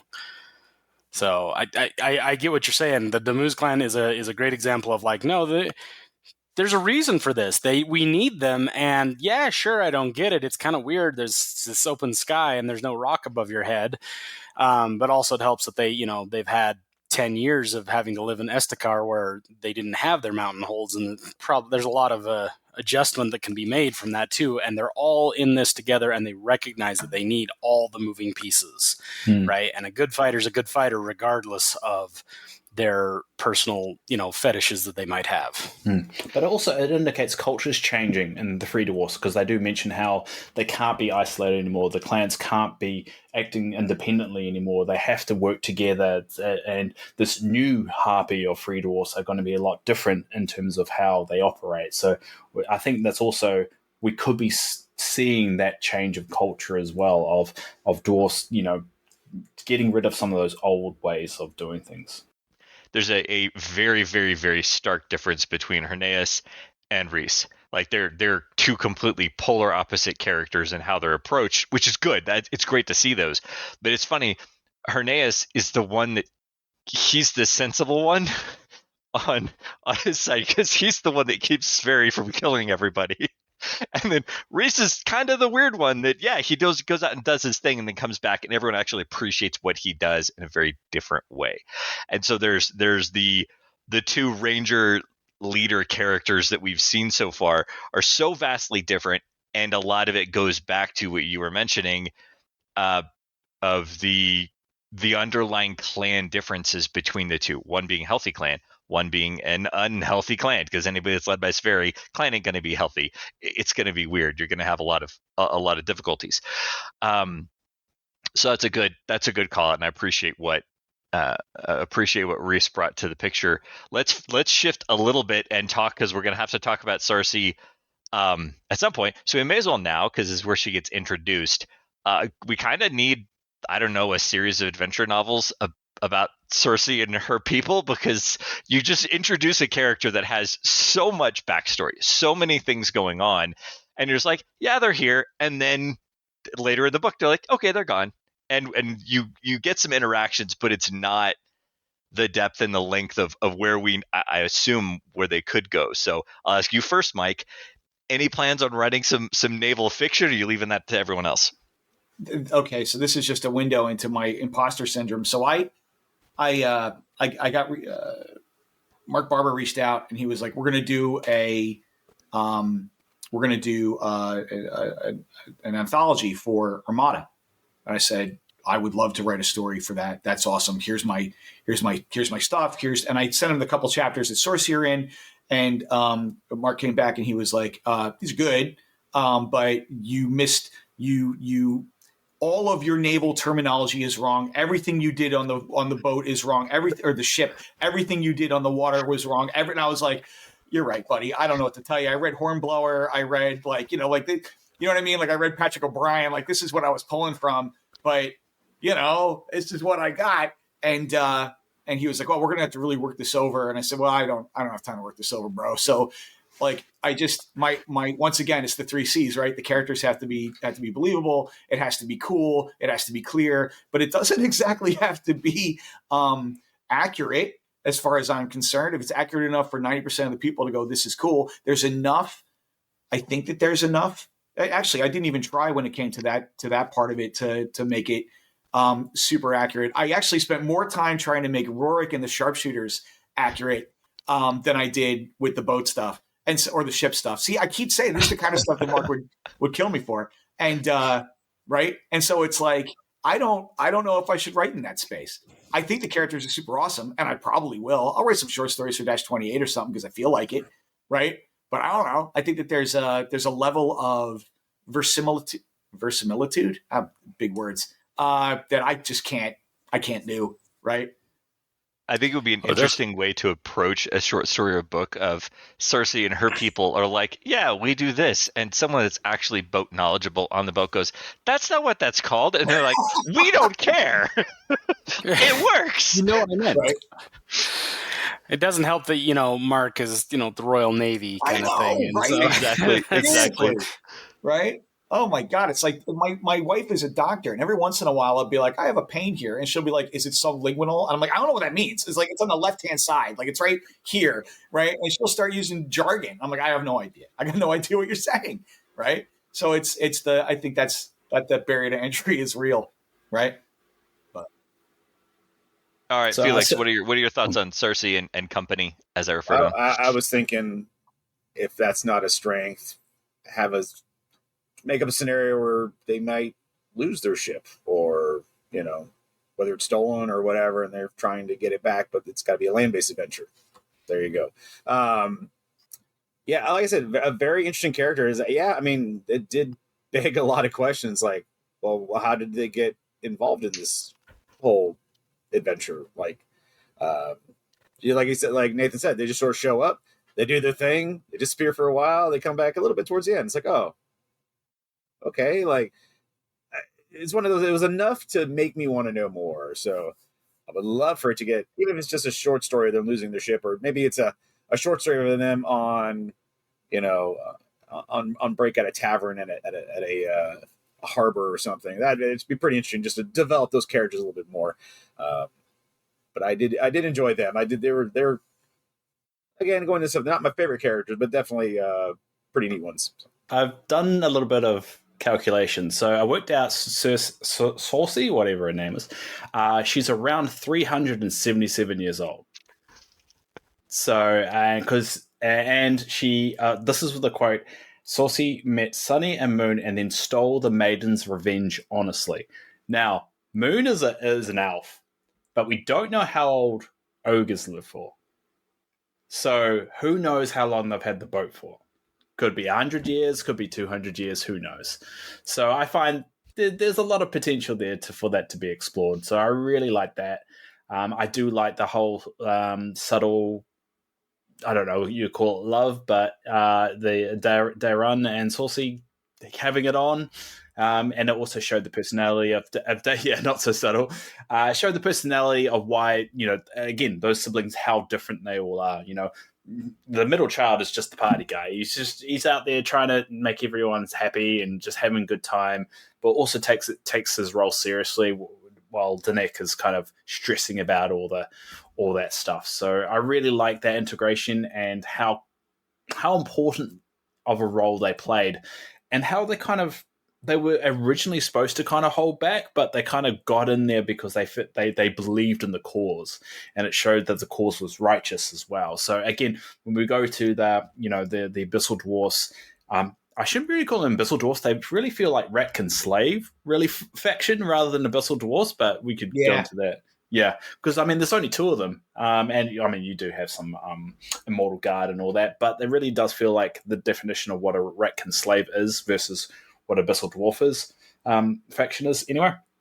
But when you go back to how these two factions kind of approached and got prepared for this invasion, the thing that made the Damus clan win was all these unknown elements. It was Saucy's, doing her thing and playing a part and firing those cannons. It was the ship landing on the beach, being pushed by Joro. Yeah, Joro, that's it. And it's just all those little elements, and she was just part of that. And yeah, it would be amazing to see her come back, and she's still out there. But I guess it's just a case of just seeing. I really hope they do come back. I think it's again one of those characters that could become a legacy character if we could see watch evolve and change over the years. It's funny because I want to keep writing in the setting, but no pressure, Ben. I need to know what Ben is doing in terms of the actual, what does Happy look like in 7, 8, 10 years, so I can fit my stories into him. Because I was going to write 1 and he's supposed to write 3. So I'm just kind of hanging back and waiting, and then eventually I'll plug my stuff into the geopolitical scene that he creates, right? But I have we'll talk about it at the end, but I have another project that I'm working on right now before I circle back. But it's cool that you guys like the characters, and that I agree there's a lot more that I could do with them. Erasmus, what did you think of Saucy? Because I don't think we touched on you yet. I would love a crossover story with Saucy and Constance from Steps Deliverance, the captain of the crossbow mercenaries. Not sure how you would achieve this, but I'd love it. It's a fun character, but I feel it brings home the fact that these are free dwarves who don't have support, and they're just figuring things out the best they can. Right? They don't have the Imperial Navy or even the Free Dwarf Navy to fall back on. They have to just make a plan and do what needs to be done and figure it out. And this clan is unique, and what this clan does isn't necessarily, this isn't explaining how free dwarves work. This clan is doing their own thing, and Mike isn't here to tell us how free dwarves work. That's Ben's job. These guys are on their own adventure doing their own thing. I will say I will applaud Mike, and this statement might reveal more about me than about him, but for creating a sexy pirate dwarf. And I think what I'm hearing, and what I'm hearing is that we want more of that. So, well done. No, I think she's a great character. She's a lot of fun. She definitely was. Her name Sarcy. She's saucy Sarcy at times, and it's very interesting. And she's a great character because she's able to trade blows with the jokester of the group, as far as keeping up with wits and all that kind of stuff. And she's a great counterpoint to him. And she's kind of like the voice of reason. That's like, hey, I know you lordlings think this, but so she's kind of like the Han Solo of the group. So I think she's a great character. I think she's a lot of fun. I want to commend you, Mike, for creating female characters that are not out of the box female characters that we've seen forever. That's both Disa and Sorcy, because that is a big thing for me. Of you're a man writing women, and it's easy to just, here's something that I know, and I'm going to put it in there, and that's it. And you didn't have to go into a ton of depth with Sorcy's character because she's a side character, but she comes in with strength. She comes in with being different than what they were expecting, and she has to prove who she is and why she's valuable and what she brings to the table. A lot like, and I completely blanked on her name, the warsmith or the engineer person from Ben's story as well. Yorna. Yeah, and having a character that is impactful in the way that she's impactful, and obviously everyone wanting to have more of her in future or past, either one, like whatever direction that would happen to go. Having enough mystery to her, and as Ben said, writing a sexy pirate dwarf, but you never really said, here's what she looks like. It's just her character and who she is and her interactions. Like, okay, yeah, her and Dare got together, and it makes the most sense. It's a no-brainer because it just fit really well into the story. It wasn't forced. You didn't feel like there was something weird going on. It's just, no, that happened. That's just part of life because they connected, and there's this thing that went on. Really well done and very much appreciated from my perspective as a human dude that really wants people to write female characters very well.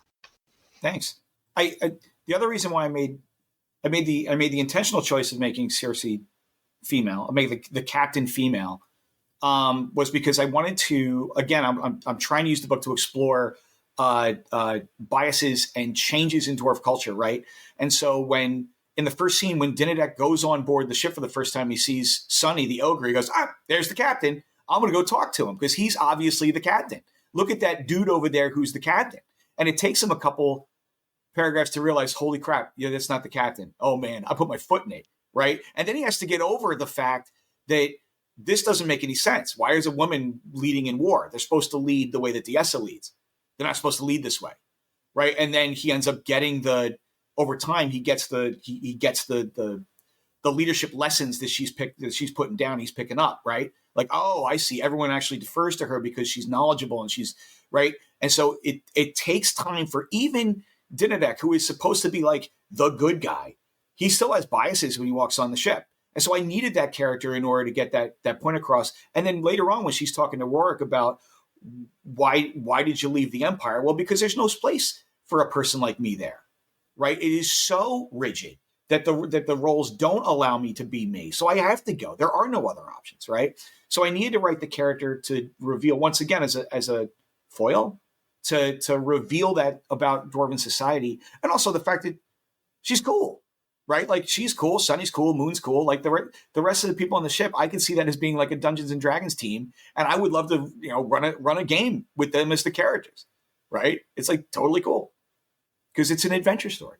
All right, we're going to have to jump forward because we eventually have to get to the end of the book, and we may as well start moving in that direction. Let's talk about the landing. This is the first major battle sequence, I will say. Obviously, there are quite a few smaller pieces that we're having to jump past with Reese and what he's doing that is immensely valuable, and we're not jumping over him because we don't believe they're not valuable.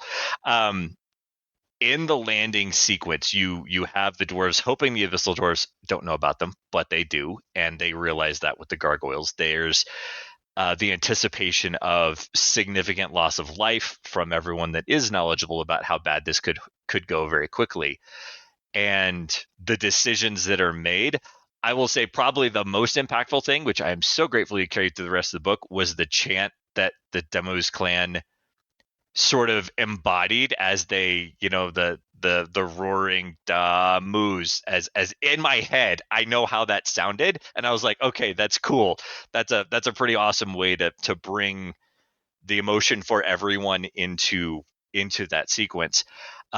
It's a rather long battle sequence. This isn't a page or two and then we're done. It is I hate to say step by step, because it's not step by step. It is these various paths that are going at the same time. You're jumping back and forth between all the different characters that are involved. And if people want to pick a single character to talk through and how they thought they went through, or just kind of give an overview, let's jump back into it real quick with Erasmus. Talk to me about the landing battle and how you felt and went through that. So this touches on the detail too much that it gets boring, versus you want to be able to follow along again, and I think Mike did that right again. I also feel like, well, firstly, I love the sea shanty that he added in there. That was fun. May or may not have spent some time trying to come up with my own verses. But I like the amount of detail. So just as an aside, that is based on a song by Iggy Pop off of Son of Rogues Gallery. So he did a song called Asshole Rules the Navy. And I was like, all right, I'm using that cadence and I'm stealing that sentiment and I'm rewriting it. But if anyone's interested, go look it up on Spotify. It's actually rather funny. It sounds great. As I've alluded to on other Loremasters libraries, I really enjoy the sort of, let's talk about what it would be like in the situation. Like the ambush earlier, like what would it be like to fight grotesques? Right? Like these things are terrifying. What would it be like to be a free dwarf and not know what to do about your home? And I feel like there's enough detail where you can sort of put yourself in this battle. And like, what would it be like to be a dwarf doing an amphibious landing against a bunch of Ratkin slaves? So I really appreciate that detail. Again, I feel like it's the seasoning that sort of takes the meal to the next level. I also like the commitment from the sailors, showing that our characters are the kind of characters and their cause is the kind of cause where even the mercs can't help but care a bit about this. Like, I'm here because I'm getting paid, but also I want these guys to succeed. And if the people in the world feel that way, it helps me as a reader feel that way about these siblings. And I'll let the rest of you, I'm sure, get more into detail about that. Yeah, I mean, I really liked how it all flowed, because one thing that you did really well there, Mike, and you carried this on throughout the book, is that when you were jumping between perspectives, it wasn't you jump to a different perspective in that exact moment. You kind of rewind the clock by like a couple of minutes and then explain it. And you did that quite successfully, and it felt like you really understood what actually happened at that moment, that second just before, and they didn't get off scot-free as well. Like you had, I think it's Tordek. No, it wasn't Tordek. It was Denis's the engineer. What was his name? God, Veep.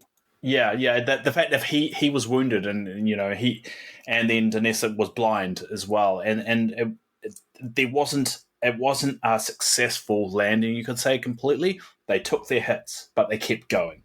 They licked their wounds. They pushed the boat back out, and they just kept on going. And I really I think the whole battle flowed really well, and it kind of set up of how that was going to go for the future battle, and it got you actually excited. Or like, all right, so that's how exciting that was. I can't wait for that final battle, how that perspective is going to work. And you really do see that in that final battle, how it was jumping backwards and forwards, or final two battles. Not final, but I don't know what I'm saying.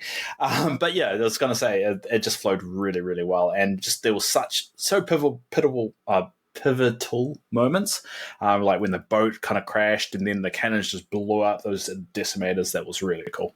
Yeah, and I think one thing that I kind of got when I was reading the whole beach invasion, because there's always that, I think, to me, I interpreted it was like, there's that tension of like, if this doesn't go well, we've got nothing. like, you know, once you get on those beach landings, that's the most dangerous part of a beach operation is once you've hit the beaches, might have cleared out the initial resistance, but like, what if something happens and we get swept off this beach? We've got nowhere. Like, there's no boats coming to get us, and we're not going to be able to get out, especially with the artillery that, you know, the Abyssal Dwarves would have had on them. Like, we're stuck. If we don't get off this beachhead, we are dead. And so I interpret that as like a very, like, I got that, the whole tension of like, you know, we need to get off this beach, we need to move, but like, we also need to like, and especially towards the end afterwards, like, we need to kind of lick our wounds for a little bit. Like, we lost a lot on this beach landing. But it wasn't like a, all right, sweet, we've got the beach, let's go move on. Like, it was like, you know, there was a very realistic, like, we've got to counter our losses, figure out what we've got before we move on to the rest of the operation. So I really appreciate that. And I think Danick kind of like, they have, Danick and Reese has that moment as well. Like, I can't remember if it's like the next morning or something, and they're just like talking to each other and they're like processing it. And Danick has that doubt of like, are we, you know, should we do this? You know, should we continue on? We have the opportunity to kind of too much already to keep moving. Yeah.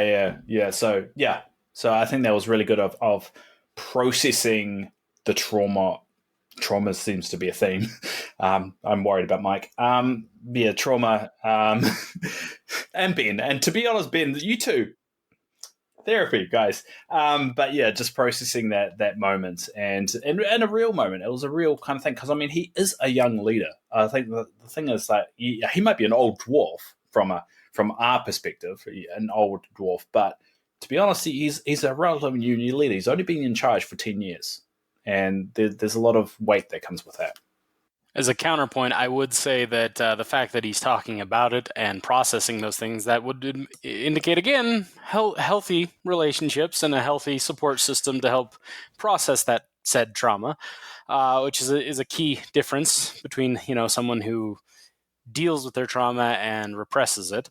But I would say the thing I enjoyed about the thing, I am not the military history scholar as Mike is. In fact, Mike several times brought up stuff in the battles that I wrote as like, hey, what about this? Or have you considered this? Or this is kind of what I took as it. Here's a great novel about the Roman wars that I think would be great for you to look at as, you know, as a reference point. I'm like, yep, sure, yeah.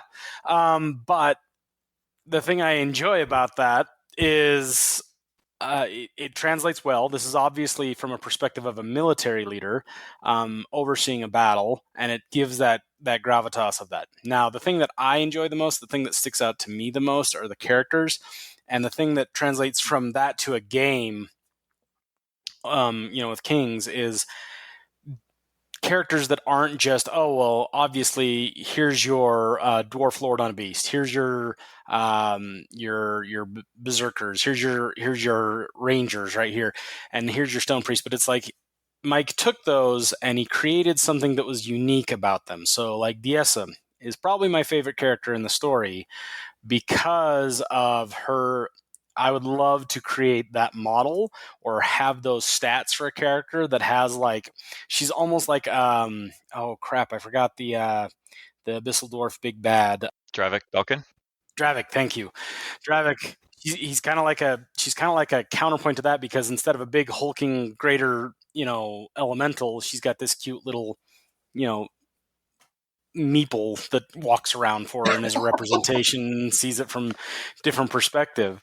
And it's one, it's adorable, and two, it's a really cool aspect, and it shows a connection to the Earth spirits, because something that comes clear and that I think both Mike and I kind of unconsciously agreed on is that even though the dwarves are deeply and intrinsically linked to Earth spirits and Dianek and all of this kind of stuff, it's still a huge mystical unknown, even to them. And that's shown, and it creates a sense of wonder with Diessa because she's like, holy crap, what just happened here? And the fact that she uses her earth magic so hard that it literally knocks her unconscious and she loses her sense of self and starts to become an earth spirit for a few seconds and has to remind herself, no, I'm an individual. I have a name, right? I am not just part of a collective.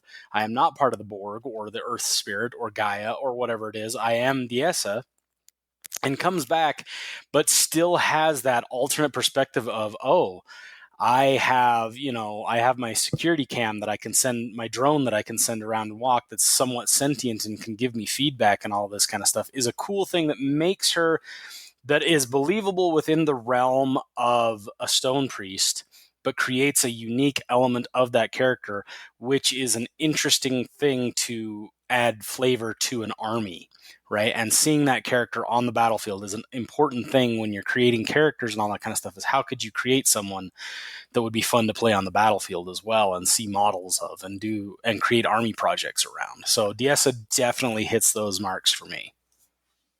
I think now that we have Diessa as I'm not going to say she's a superior stone priest because there's obviously a lot going on there, but she has a connection to the earth elemental spirits that is very different than anyone else we've seen so far.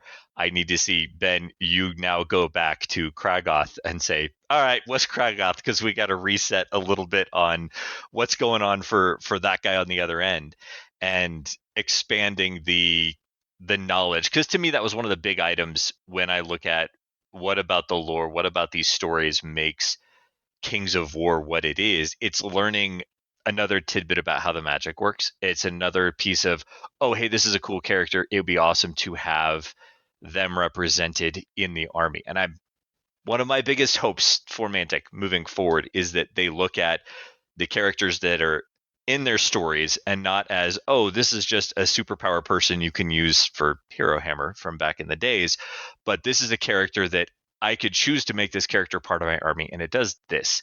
It makes my Earth Elementals better because, hey, this is Diessa's army. This is her coming in, or someone similar with that piece that they can attach on that they've looked at doing in formations and other elements. They're like trying to bring some of those pieces in where individuals have value.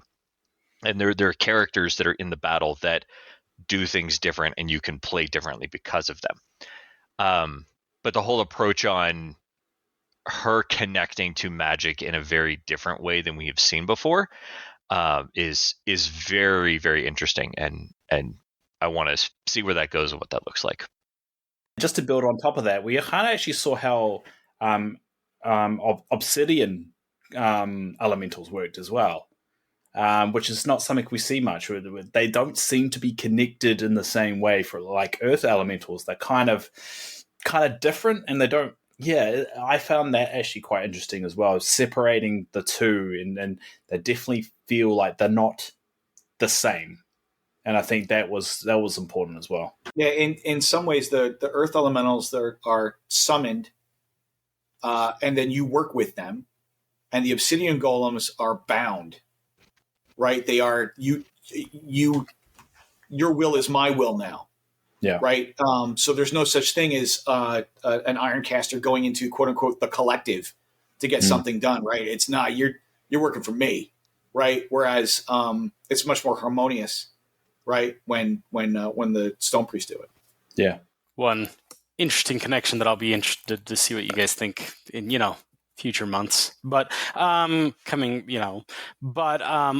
going back to what you were saying, Nathan, about like characters and all that kind of stuff, and being able to create that from that, it would almost be interesting, and this might be a call out to the community or to Mantic or something like that, we already have like a legendary monster creator. It would be really cool if we could come up with like a character creator for these things so that we could create Diessa. Maybe not for tournaments and stuff like that, but for narrative games might be an interesting way to create some spice or something along those lines, rather than just having to homebrew, your own thing. Because I think it would be great to have Diessa or Dare or Cersei create your own, sassy pirate dwarf that can fire, call in a artillery strike from off the board or something like that. It would be really cool to be able to create that in a way that's, at least somewhat balanced for the tabletop. Yeah, we need more female dwarfs on the table, at least, because I think we've only got one. There's only ever been one Mantic dwarf female model, so we just need more of that. Agreed. All right, any other thoughts on the landing before we jump ahead in the story a little bit? Nope. All right, we're going to move on. Want to keep up the pace. Let's just jump into the next battle, and I want to make sure I mention this is the second battle that is halfway through. I said, okay, this is the battle they lose.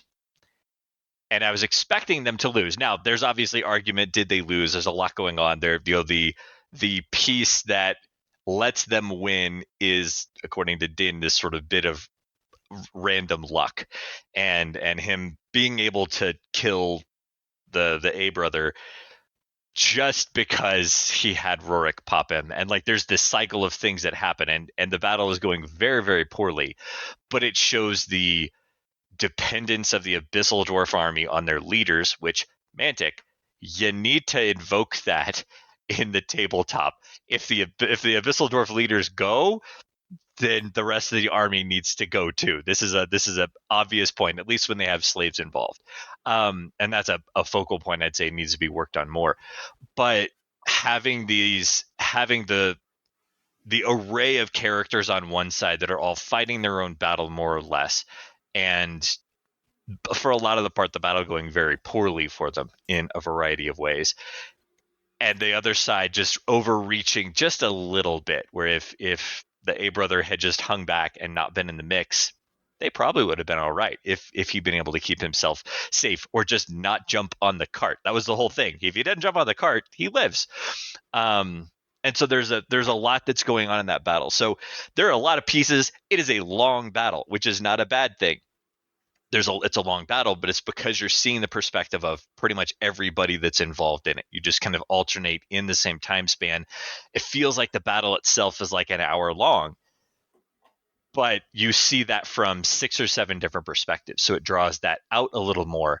And I was torn. Is that not, is it bad writing or good writing? Is it writing where could you say take one person's perspective and squish it all down and say, okay, this is this one person's perspective and this is this one other person's perspective, but you broke it out into a method that makes sense of you sort of reset a few seconds or a couple minutes and you go right back into where the story was. So you get the sense that everyone is there and you're not missing a piece of the battle just because of the camera wasn't focused on that at that point in time. And in a movie that would have been really hard to do without obvious flashback, rewind, move over to the other person's perspective. But in a book, it works really well. So that's enough for me talking. Let's start with Dave on this one. Talk to me a little bit about the battle on the plain, the forest, the foothills, whatever this was, or however we want to label the battle. What were your thoughts?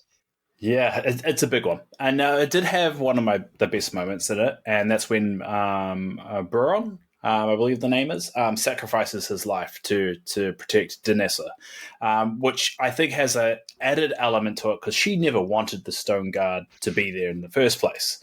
And now it had to happen because she was in a trance and she was very vulnerable. I mean, it was something that needed to happen, but I think it was a very good element to the whole sacrifice notion that everyone is giving up their life just to get back home. And I think that was one of the more powerful moments of the fact of she had no control of the situation. She didn't want these people to do it, but she also came to accept it as well after the fact. She was like, all right, they chose this. It wasn't something that anyone forced them to do, and she honored that going forward. It also showed the Abyssal Dwarf's family connection. The fact of like the minute his brother died, with quotations. I realized I just did quotations, but we're on a podcast, so no one saw it. But the fact of once he died, that his brother just rushed over there, picked him up, and flew him away. And I think that was less about doing that to survive. I think that was that brother connection. That wasn't got anything to do with power or anything like that. He lost his brother, and it hurt. and he suffered through that, and the desperation in that whole battle was fascinating. That the fact of another clan, the Hellwig clan, was sacrificing their own lives for them as well. That changing of free dwarf culture, the fact they didn't used to do that. They didn't used to kind of fight side by side, but this is a good, a good future kind of thing that we could see more and more of that. It was just there's so much to it, but I would say it's got my best moment of that sacrifice, and it was just exciting the whole time. You just want to know what's happening in the woods, what's happening in the mountains, or what's happening in this final fight. It was great. It was really well done. All right, Felix. Yeah, I mean, that was definitely it was a page turner. I mean, it's like, for me that actually have my ADHD tendencies and stuff like that, I just want to, phones going off and this and that and job, but like it was a page turner. I really just kept going through. It was like, man, this is getting bad for Clan Damuz and Helgwyn and all that stuff. I'm like, what other bad things could visit this battlefield? But that's why I think that, again, the tension was there, and rightfully so. But then, like I said, kind of things went sideways for both sides at a certain point. It was just kind of that interesting, like because oftentimes it's like what side makes the more mistakes, or the mistake at the most pivotal moment, loses the battle. And it's that, like, I think what Nathan was saying earlier is like, is this the one they lose? Like, is this when Clan Damuz loses? And it's just that I it's one of those, you get going page after page, you just didn't know, like, who was going to make that mistake. So that was a pretty cool part of it. And then, like I said, it's kind of almost like brotherly love was like the whole thing of that entire chapter, or whatever heck, that seemed like went on for a while, but like, it's the whole Helgwyn and Damuz helping each other, that sort of brotherly thing. But then obviously, like, when Zareen and when Alborz gets taken down, like, that's like I said earlier, that was brotherly love, that he put himself at great risk to go rescue his brother and get him out of the battlefield, even though he had already fallen. So that was a really neat portion of that battle. It's interesting you brought up the brotherly thing, because I think you see between Felwyr and Dare, you see a similar connection of, he's like, where's my, not brother but like brother, the guy who's been with me, and his concern for his friend that's connected there. You see that with Tordek and Din. You see, hey, they have a connection, so it's not just family, they care about each other in a different way. Whereas on the Abyssal side of things, it is just the two of them that care. I thought that's a good call out, because you get this sibling, we'll say sibling, between the two clans, between these characters in these different places that play out in that battle in a very interesting way. Erasmus, what were your thoughts? So the juxtaposition of the Abyssal Dwarves, where it's about the two brothers, and they're the characters, and everyone else is they're just using everyone else in their, not a clan, in their organization for their ends, as opposed to the free dwarves who are standing as a clan to do things for their clan. I also felt on some level, I think I've read enough stories that on some level, you kind of assume the hero's journey progression. So on some level, you expected this battle to be a loss, because that's how a hero's journey would go. So it's nice to mix it up a bit, because it's an adventure, and it's refreshing that not every story has to be a hero's journey story. If you don't know what I'm talking about, Google the hero with 1,000 faces, or whatever it was. I also felt I enjoyed the detail, the good balance again with the several viewpoints. I also liked the progression for Disa, she didn't want this stone guard around her. She's like, I'm just a normal person doing my thing. I'm not that important. I'm an individual with the clan. But she got a bit of a reality check where, no, actually, you're worth more to the clan than other dwarves are. You are special. You do have to. No one wants the mantle of leadership, right? But she had to pick it up. Well, and I'd also put in there, there is an interesting, like, dwarves, for all their, traditionalism and all that kind of stuff, they kind of swing for extremes, which in some respects is kind of how conservatism works, is you go to extremes to protect the status quo or the new status quo, whatever it is. And when Diessa develops her new powers, that Stone Guard is almost like, I was thinking, oh, this is getting some cult vibes coming off of the way that the Stone Guard was acting. And it's like, this could be bad, actually. This could be a bad thing that's coming up here. Like, this is how we get fanatics. And because you have the perfect recipe for it, you have a displaced people, disillusioned, loss of hope, and then suddenly something miraculous happens and they cling to this as this symbol of, oh, this is divine intervention, and therefore we have a divine right to do whatever we think is necessary in order to achieve our goals. And that kind of is where and that's where I think DS is kind of like, no, guys, this is not okay. I don't want this. And I get feelings of that from her as well. And it does turn out to work for it, but it would be interesting to see is how is Diessa going to temper that fervor that the Stone Guard, I mean, the fact that they name themselves the Stone Guard rather than, hey, we're Diessa's bodyguard. No, we are the Stone Guard, which smacks of religious, zealous behavior, right? Fanatics, cult-like behavior, which again makes sense because they finally found something that they can pin their hopes on. So it'd be interesting to see how that progresses and how Diessa is like pulling the reins on, and then what happens when Diessa isn't there to say, hey guys, pull it back, we're not doing this, right? Gives very much Paul Atreides with the Fedaykin, the Fremen kind of thing, once he realizes that this is out of his control, right? Gives lots of indication towards that, which would be a fascinating, story to see develop. Also, I want to go off of the idea of the brothers. I think a large portion of it is because I see the brothers as very selfish. Like, there is a quote unquote love between them, I guess, but it is a very narcissistic love, which, if you know anything about narcissism, that's not actual love. It's how I love you because of the way you make me feel.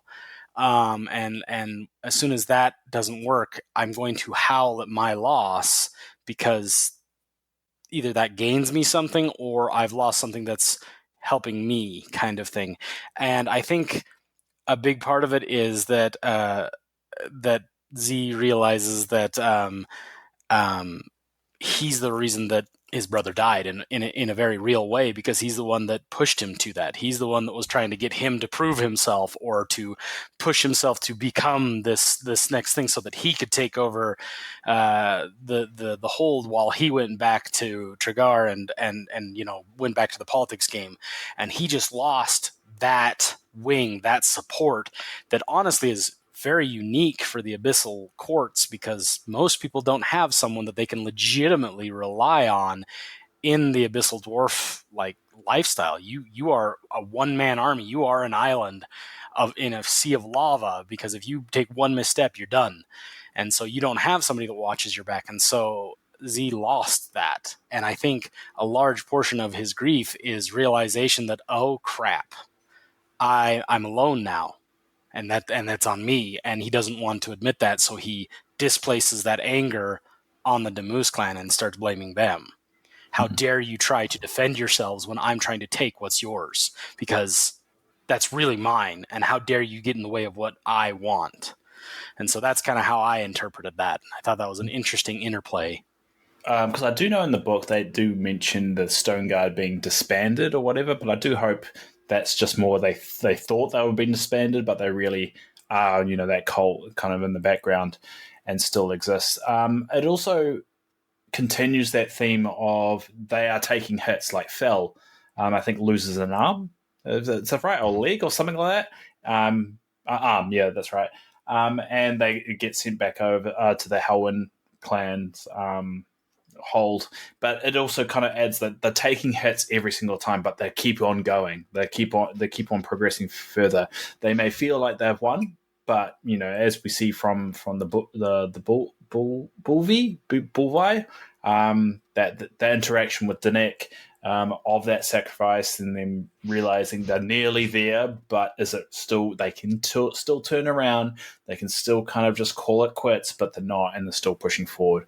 And I really like how you drop that after every big kind of moment or big battle. You kind of remind them, hey, we're losing, we're taking the hits here. There's only so much HP, someone has before they go down to zero to make it put it in role playing terms. But yeah, I think it was really good to show the aftermath of it, rather than just, yep, we won, now we're there.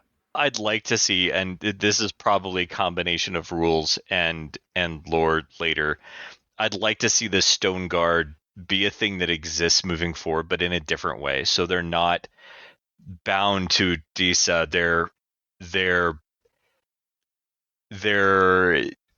Iron Guard or whatever they would be that work directly alongside Earth Elementals. And so you have a unit that's combined dwarves and Earth Elementals, and maybe it's a horde of defense 6, and they have this aspect, like, hey, yeah, okay, maybe nerves lower because you're not all dwarves. Maybe there's like a lot of pieces you could bring in there. But I also like to see an alternate timeline where Disa dies and then they turn into berserkers, because that would be cool. If she doesn't wake up, if she dies after the beach landing, but they've already committed themselves to protecting her, and that turns into protecting the idea of her, and it's this unit of berserkers that are fully armored, and it's this, well, yeah, we're berserkers, but we're ironclad berserkers. And so it's a different aspect, it's a different way of seeing dwarves that aren't like normal berserkers, because they still are part of this clan, but they have that same aspect of what the berserkers do, where they have this oath that they're trying to fulfill. Just to piggyback on that, if you wanted to do some really easy rules for that, it would be a regiment of ironclad or whatever that are fearless, as long as they're within inspiring range of the Stone Priest, right? And that's a very easy thing. It doesn't break the game, and it's flavorful, and there you go. Like that's an easy peasy thing to do, right? 5 extra points on top of a unit. Who cares? Dumb simple. Well, and also there'd be an interesting thing of what happens when there's a schism in when their prophetess has told them, hey, you're not a thing, you're not recognized.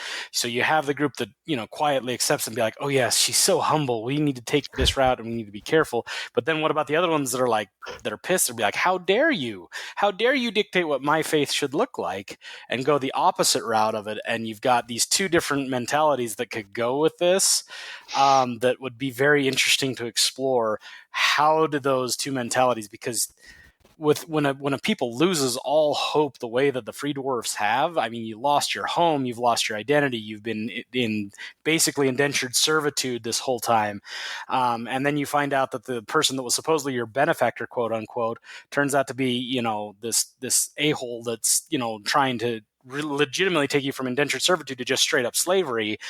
And you find all these things, and it's just hit after hit after hit after in such a short span of time, relatively speaking to them.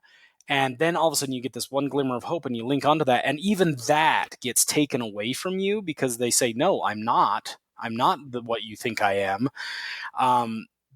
That's probably a hit too far for some of these people, maybe, right? And so how they could take that, and that schism that you could have there between those two mentalities of like, I want to be obedient to the thing that I believe in, but also I'm very angry at this point, because there's no way that somebody's not angry about how the events of this whole thing turned out, right? Because that's how war goes. And so you could have two different types of units depending on how you do that. And then you could do an exploration of like, well, which side really would fall to the abyss, right? The fanaticism that's trying to be 100% obedient, or the fanaticism that's trying to declare their independence and do their own thing and are angry about it. So which side technically leads to it? Is it the overly directed, or the overly angry that technically leads to abyss, or do they both? 4th edition Abyssal Free Dwarfs. Yes.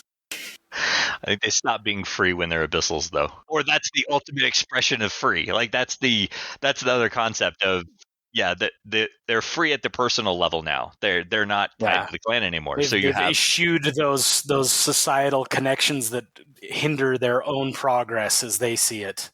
Is the final evolution Imperial or Abyssal? Like, where do you get to in the end with the transition of freedom? Because the free dwarves are really in the middle. They're in that center space, leaning either way. All right. Any other thoughts on the big middle battle before we step aside? I think I hit everyone. I don't think anyone hasn't had a chance to talk, but I do want to leave you guys free to throw any more thoughts in. Again, every single one of these battles has so many pieces going on. We couldn't cover everything in it. But anyone else have any thoughts or things you want to go over? There's one small detail I enjoyed with Rorik. I think that's why I say his name. Where there's an interesting insight into his character where he pretty much won the battle. But he's there, and in his character, he's there to help these people. My job is to help them with their quest. I'm not here to take the glory. I'm here to help them win the glory. So he didn't shout about it, he didn't claim it. He just did his job and helped out and didn't be glorious and take all the credit and not even, as far as I know, not even realize that he was helped out. Well, it's not even that. I think he even said that, like, he would rather Din get Baron get the glory because, like, they need him. They need him to be the hero of this battle, not Rorik, because that would detract from him if the sharpshooter that they hired, mercenary, actually won the day. So he basically deferred that story to allow the leader of that clan to get the glory. Client is better served by the story, so that's what I'm going to go with. A very interesting insight into that character, where mercenaries code or whatever. I just enjoyed that detail.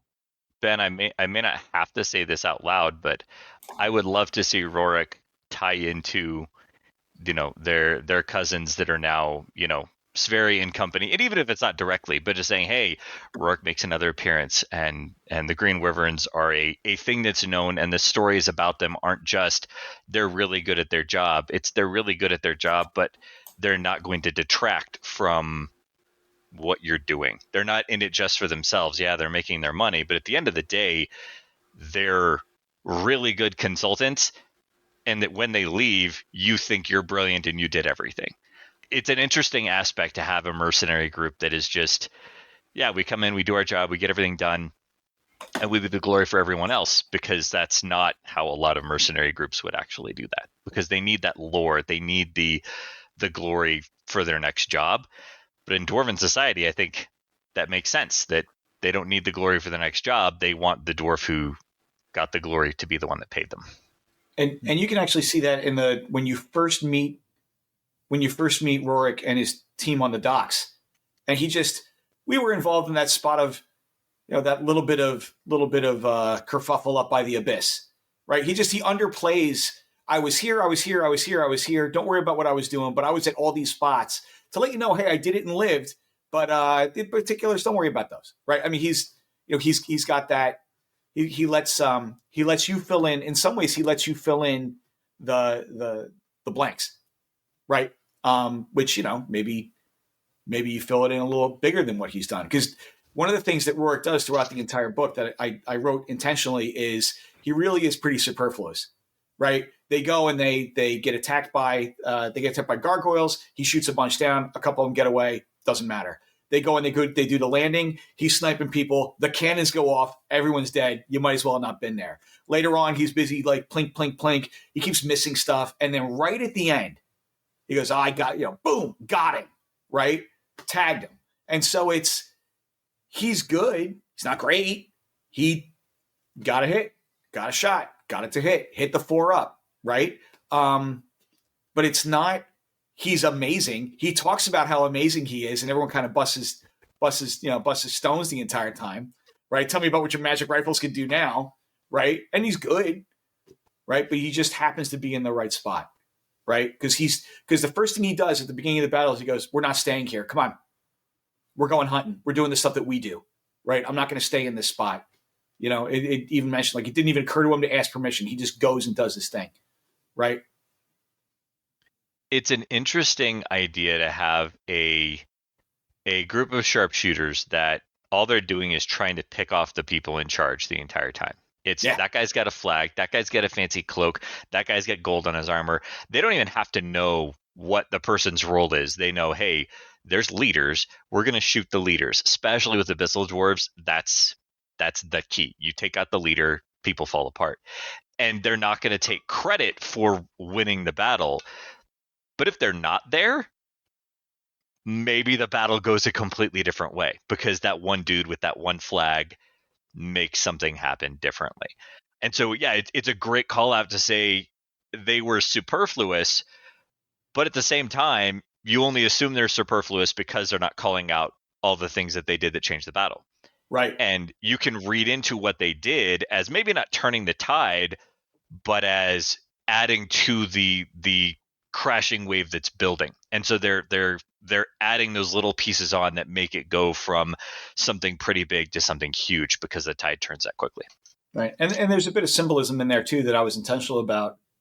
And that is that I wanted an imperial point of view while this was happening. And I like sharpshooters. So it made sense because they would travel as opposed to like a regiment of something or whatever.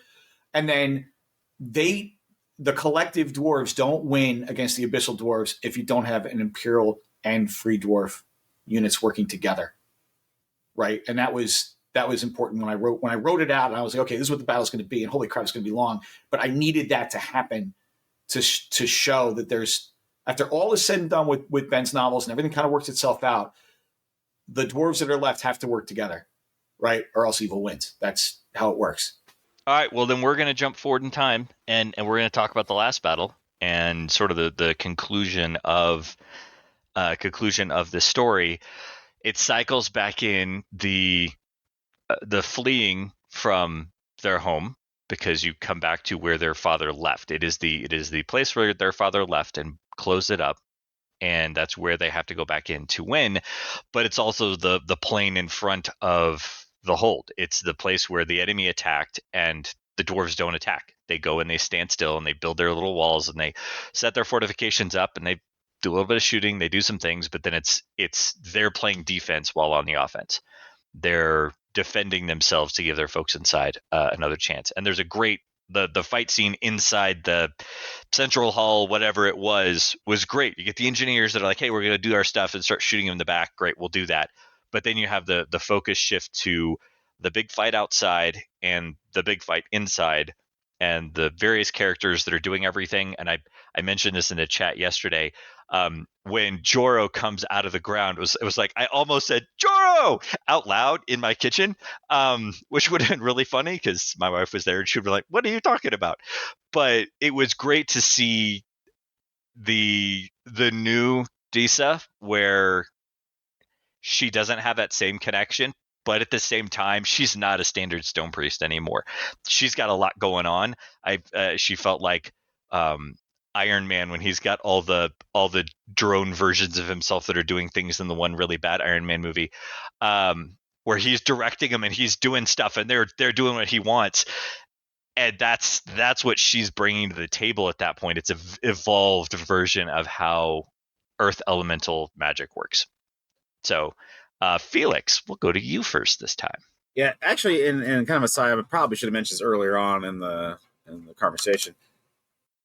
Don't want to wish bad on imaginary characters in fiction things I'm reading. I almost kind of wish Dieza had not regained her sight. I almost kind of wish she had stayed blind because especially in classical literature, like the blinding is indicative of like the third eye opening. Like, they lost their traditional sight, but now they just see things. It's kind of like with Daredevil and stuff like that. Like, it's just, they can't physically see, but they're open up to this whole higher world. But, she got her sight back. So that's cool. I did kind of, again, the new Diesa, how she's sort of getting more comfortable in her role of being a leader, I guess, because the Stone Guard that happened, she didn't want, and she sort of got more comfortable with it. But now in this battle, she's kind of getting more used to that role now of interacting with the stone, the elementals and stuff like that. And so I really kind of liked that. Other battle, I definitely kind kind of weird, kind of the selling of like, okay, the guys outside, they're like, okay, we're not here to win. Like our fighting here is not going to win the day. We're here to buy time and distract the enemy, while so the guys inside the hold can actually do their mission. So I liked that kind of like, oh damn, we're not the main effort kind of thing, but yet we are getting the enemy's main punch. So that was very interesting.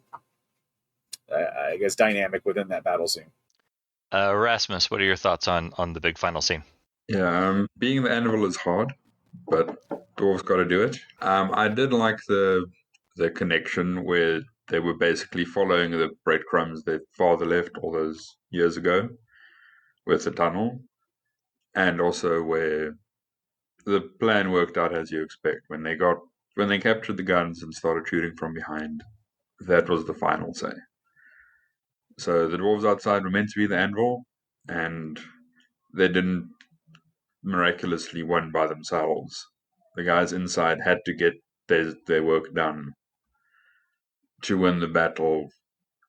I like the sort of, I know it sounds weird to say it in a fantasy book, but the realism and how the stakes inside were actually as high as they were supposed to be with that tension. And having this huge fight in the hold with this pressure of like, we need to wrap this up because they're waiting for us. Yeah, it's a well-written battle scene. I like the way the story arc made itself with the tunnel, which was collapsed back in the beginning of the book. It was a good boss fight. Yeah, it was a good boss fight. Also, Chekhov's gun kind of thing. You introduce something right at the beginning, and then you fired it. Yeah. So I did like that. It kind of tied it in. The whole Wormlord aspect of it, which we haven't mentioned Wormlord once in this entire thing, which we probably should have. It's quite, indicating that it is their father, but it also doesn't really make a lot of sense why he's holding back. So maybe we'll get more of that one day. But yeah, it's quite interesting because it does set up. Because we still haven't seen the stone priest who went with his father as well. Notice that was a particular character that was named right at the beginning of the novel, but we didn't hear anything about it. We didn't see them in this final battle, which I kind of expected we did. So, but I did like this final confrontation and the desperation of Z in trying to just feel like he's in control of the situation, that this was all, in his control and that's all manufactured, but it wasn't. He was doomed the minute that the Damuz clan managed to come in around the back, or back, I don't know if you call it back, but through the tunnels. And it was a sad, pathetic ending of the Abyssal, but in character as well. He thought he was in control of the situation. He thought, narcissist kind of behavior. He in his mind he had won, but he hadn't really. And I think it was just a nice little finish at the end of how it all ended out. And I think it was a great finale. I would love to see that acted out in like a TV movie, or I don't know, not a TV movie, maybe animated. I think it would be look really, really cool. And that especially the Rangers stayed, the Hellwind Rangers, I think they stayed behind it, and they were helping with the Wormlord, and the fact of that they believed in the cause so much as well, and it looked like they were going to lose out the front. But yeah, it was a really great, just kind of switching backwards and forwards, and I really love that finale. The finale did feel like a great climax to the whole thing. So I might be mixing in an old first draft that I read through from you, but I thought that the Wormlord's identity was at least 90% confirmed at one point. Am I misremembering that? Yeah, it's super implied, right? It's super implied. So it's if he says father ? But it's from a distance. It was the axe flourish that kind of does it, which makes sense because that was Din's thing, but only because his dad did it, and then Dare sees his dad do it, or he sees the Wormlord do it, and immediately puts 2 and 2 together and says, "Oh, okay, this is what this is." And if you're with someone for 10 years, you could pick up a few of their habits for you, you know? That's an interesting thing. I think the Wormlord is an interesting, kind of somewhat tragic character. Makes me wonder if why would the dad stay away, unless, you know, maybe he's given into the red curse or something along those lines, and, you know, wants to give safe distance from his loved ones, you know, because we see how Sverri deals with that, and it's, you know, doesn't do well. But the thing I thought was fascinating about the final battle was it felt like the final boss fight in like Dragon Age kind of thing. You had the battle as the backdrop in the background, but you had the elite group of characters that were sneaking around the back, and I could even see the party that it would be as they went in for that final boss fight with the Overmaster, and just it felt exactly like it does in those video games when it's done right. It felt, you know, you heard the bombastic music, all that kind of thing. The boss, the fight is culminating. It's, my name is Inigo Montoya, you killed my father kind of moment when he comes in and they meet each other across the way and they start the fight and all that kind of stuff. It felt sufficiently epic for the situation as it had been developed. And so it was really good. I'll just echo what everybody else said. It was a good final climax to the whole thing, and it was a very satisfying wrap up of the story. I see a really good video game adaptation where you have the inside fight where there's fighting, and then you get some of the quick time scenes where you got to do the right thing, and Reese leans around the corner and he's got to hit the right button to hit the thing, and it pops into the explosions and stuff. But then you zoom back outside and you get Vade's heroic moment of got to aim the cannon, you got to do the thing, then you got to run. And it's these scenes of intense personal moments in the combat. And Mike did a great job of doing these throughout the book. It's not just here, but this is sort of the culmination where everybody's getting their piece of the final story and that final conflict, so that they all have a story to tell later. This is, oh, hey, I did this thing, this is what happened, or I saw so-and-so do this thing. Even down to Rorik, who's the entire fight, he's like, guys, we got to be ready to go. Like, we're not dying for these people. But at the same time, kind of, maybe not, maybe we are. Like there's that line that he's wavering on really hard. It was played out really well. So very, very much appreciated how every character gets their piece in the final battle. Even Zareen, he's the rage consumes him. The parts of his personality that have been evident throughout the story, they're part of his downfall. They're part of really that culmination of where he is and what he does. Now that Zareen is actually in charge, and he doesn't have Alborz as either a moderating influence or any kind of check, to everyone else's point, yeah, like he's not in control at all, but he's doing everything as if he's in control, and he's overdoing everything. Right? So, okay, well, I will crush you, and I will send all of the people that were guarding the tunnels against, all of them are going to go fight. And I'm going to go and raise Alborz. And if you want to fight me, I will throw all of the fire and I will do all of the stuff, because everything is to 11, right? Because of the way that he's wired, right? And without the two of them, Alborz and Zareen, working together, they work great. But you remove one and the other one can't function. Right. They're moderating influences upon each other. And once one of the moderating influences is gone, Zareen just goes off the handle. So the one thing I try to do too is some of the character traits that I had alluded to earlier. So like one of Reese's things is that he makes these overly complex plans that sort of work out. Right. And so every time he's involved in something, it's like, it's way too many steps. I can't believe we're doing this, but we're doing this. Right.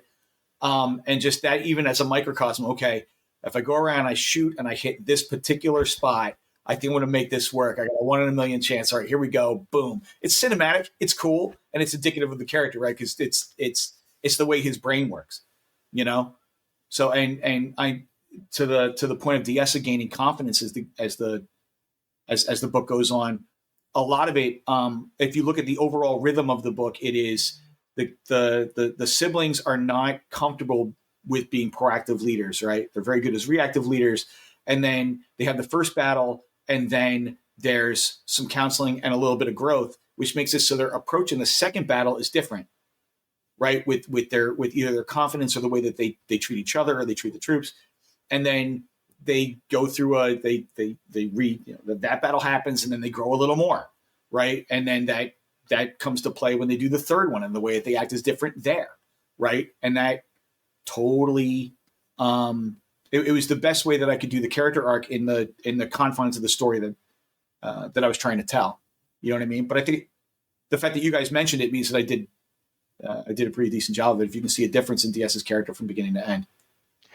I think I see a bigger difference in her character than in Din and Dare. So Din and Dare Din specifically gets confidence. He's the cowardly lion.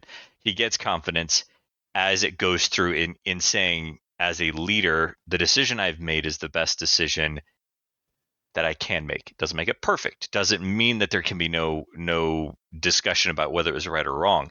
It's the best decision that could be made at this point in time. Where in the beginning, he doubts that decision from the very get-go. Yeah, he's more of a collaborative leader in the beginning, right? He's looking for consensus, and later on he's like, nah, listen, we're going to do this. This is what we got to do, and getting that buy-in. I think Dare is, not that his character doesn't change, but his character is in the trenches the most. And so you see him suffer loss the most. And you see his response to loss and his response to trauma. And so you can connect with him and saying, yeah, dude, you're going to need some therapy in the days ahead. That's going to be your role, is the therapy side of things. And Dessa is my opinion, her growth is actually in her becoming bigger than everybody. She goes from being the sideline character that in the beginning of the book, you don't even know who she is.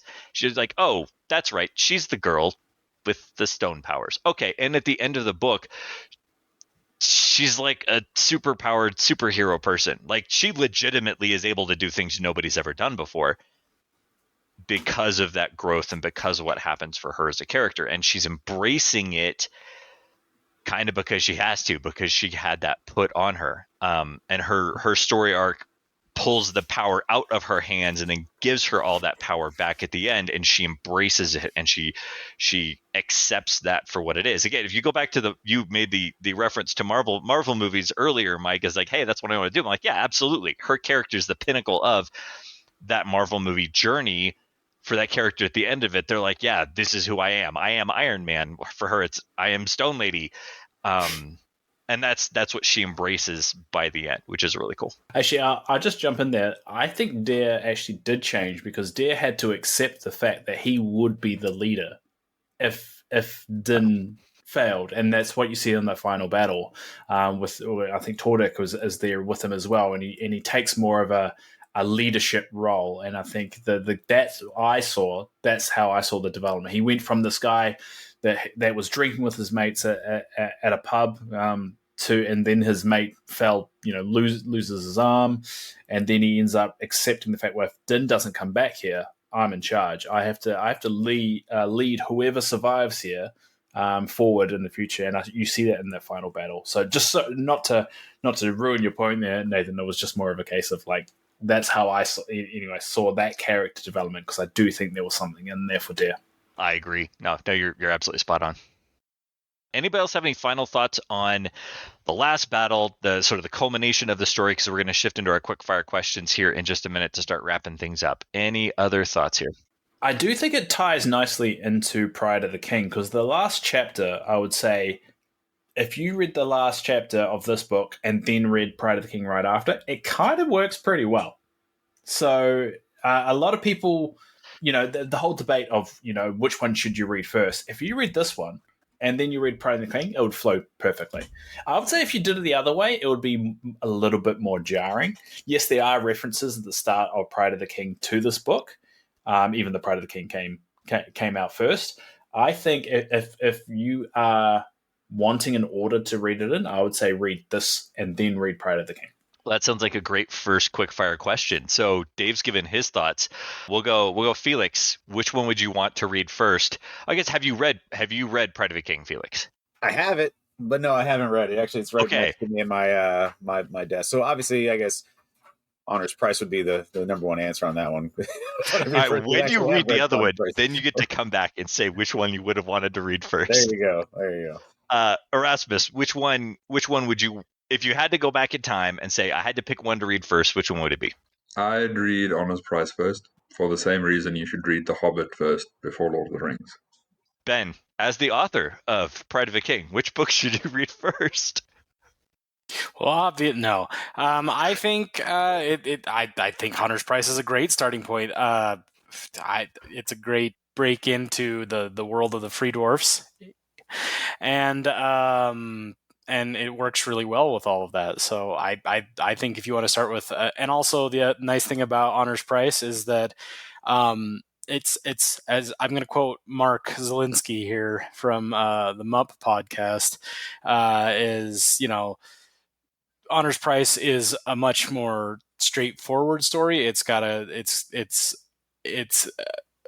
an easier entry point, I feel like, than Bride of a King is, just because it's a much more focused story rather than the way that both Mike and I had this conversation at the beginning when we started collaborating on our two separate works. Is his is more like the zoomed in, super tight angle shot of what dwarfs are, what free dwarfs are, and Pride of a King is a much more wide angle, epic, of different cultures clashing and all that kind of stuff. And so Honors Price definitely gives you insight into how clans work, or how a clan could work, and what it means to be a dwarf within Panathor on a much more personal level.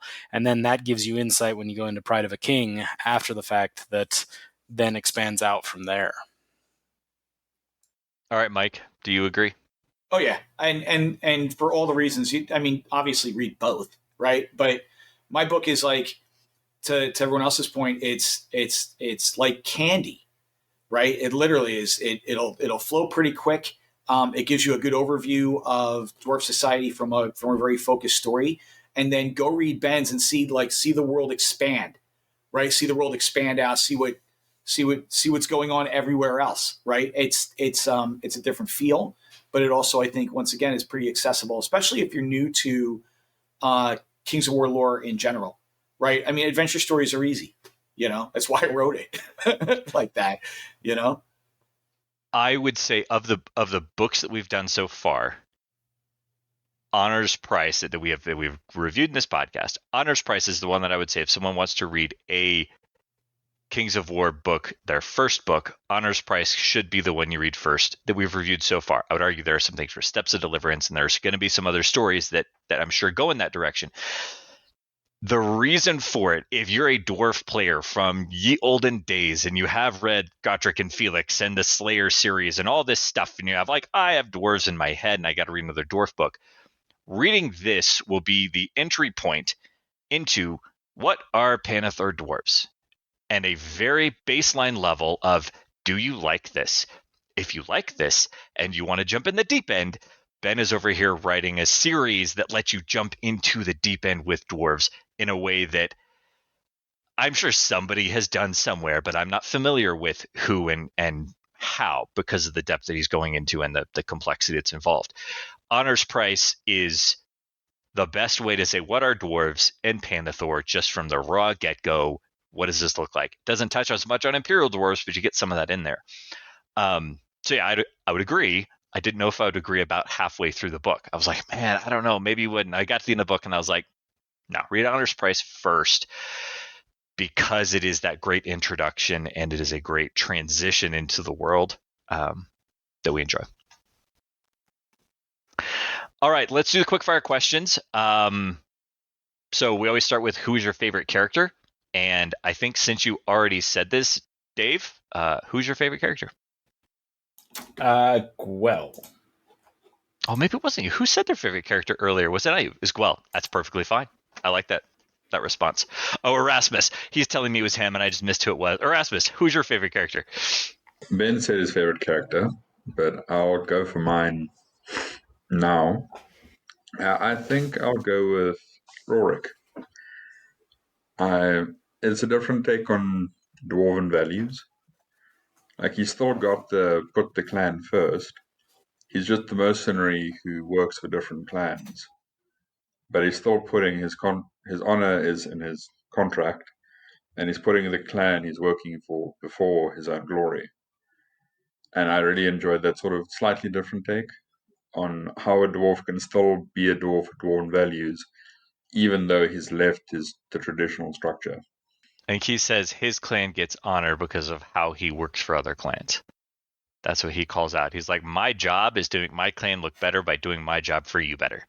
That's a good call out. That's a good thing. All right, Ben, we'll go back to you because I've gotten the order of who said what all completely wrong. Ben, who's your favorite character again? Surprising twist. No, just kidding. It's Diessa. I really like the character. I think she was a lot of fun. She was unique. And the way that she has potential for her interactions, her stone guard, all of those people, I just thought that she had the most interesting character arc within the story. So that would be mine. Actually, in a kind of a weirdish plot twist, I honestly, it's kind of a cheaty one, but it's kind of Alborz and Zareen, kind of my favorite because it was just different in terms of like, kind of get the reading of, oh, this is just, maniacal bad guy that's holding the good guys home. It's like, oh, there's actually some motivations and stuff like that, and and just their interpersonal interactions of the brother who's actually just trying to get Zareen up to be the whole, so he can go off and conquer some more things. It wasn't completely altruistic while he's trying to get Zareen to take over the hold. He wanted to go grab some bigger holds and get more glory for himself. But it was just kind of interesting and kind of gave a little more, background on Abyssal Dwarves. And I was kind of midway through, I was like, I do have an Abyssal Dwarf mega army, kind of like, so like the thought was like, maybe I should start painting them up kind of idea. So that's why I kind of like those. It was my two favorite characters. I would probably lean to either Disa or Reese as my favorite character, and I think it's because you have the isolation of Reese and integration and what he does and the dirty work that he has to entail. Again, a lot like you go back to Harnias and you go back to the messages and things that came in Pride of a King.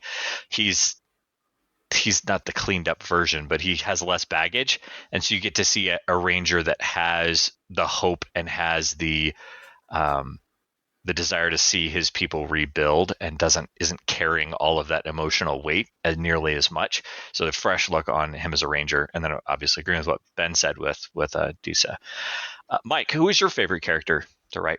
So my favorite characters to write were Darun and Felware, the two buddies, right? So they were fun. I wrote them, and the conversation between the two of them and their interactions flowed very easily. I loved writing them. I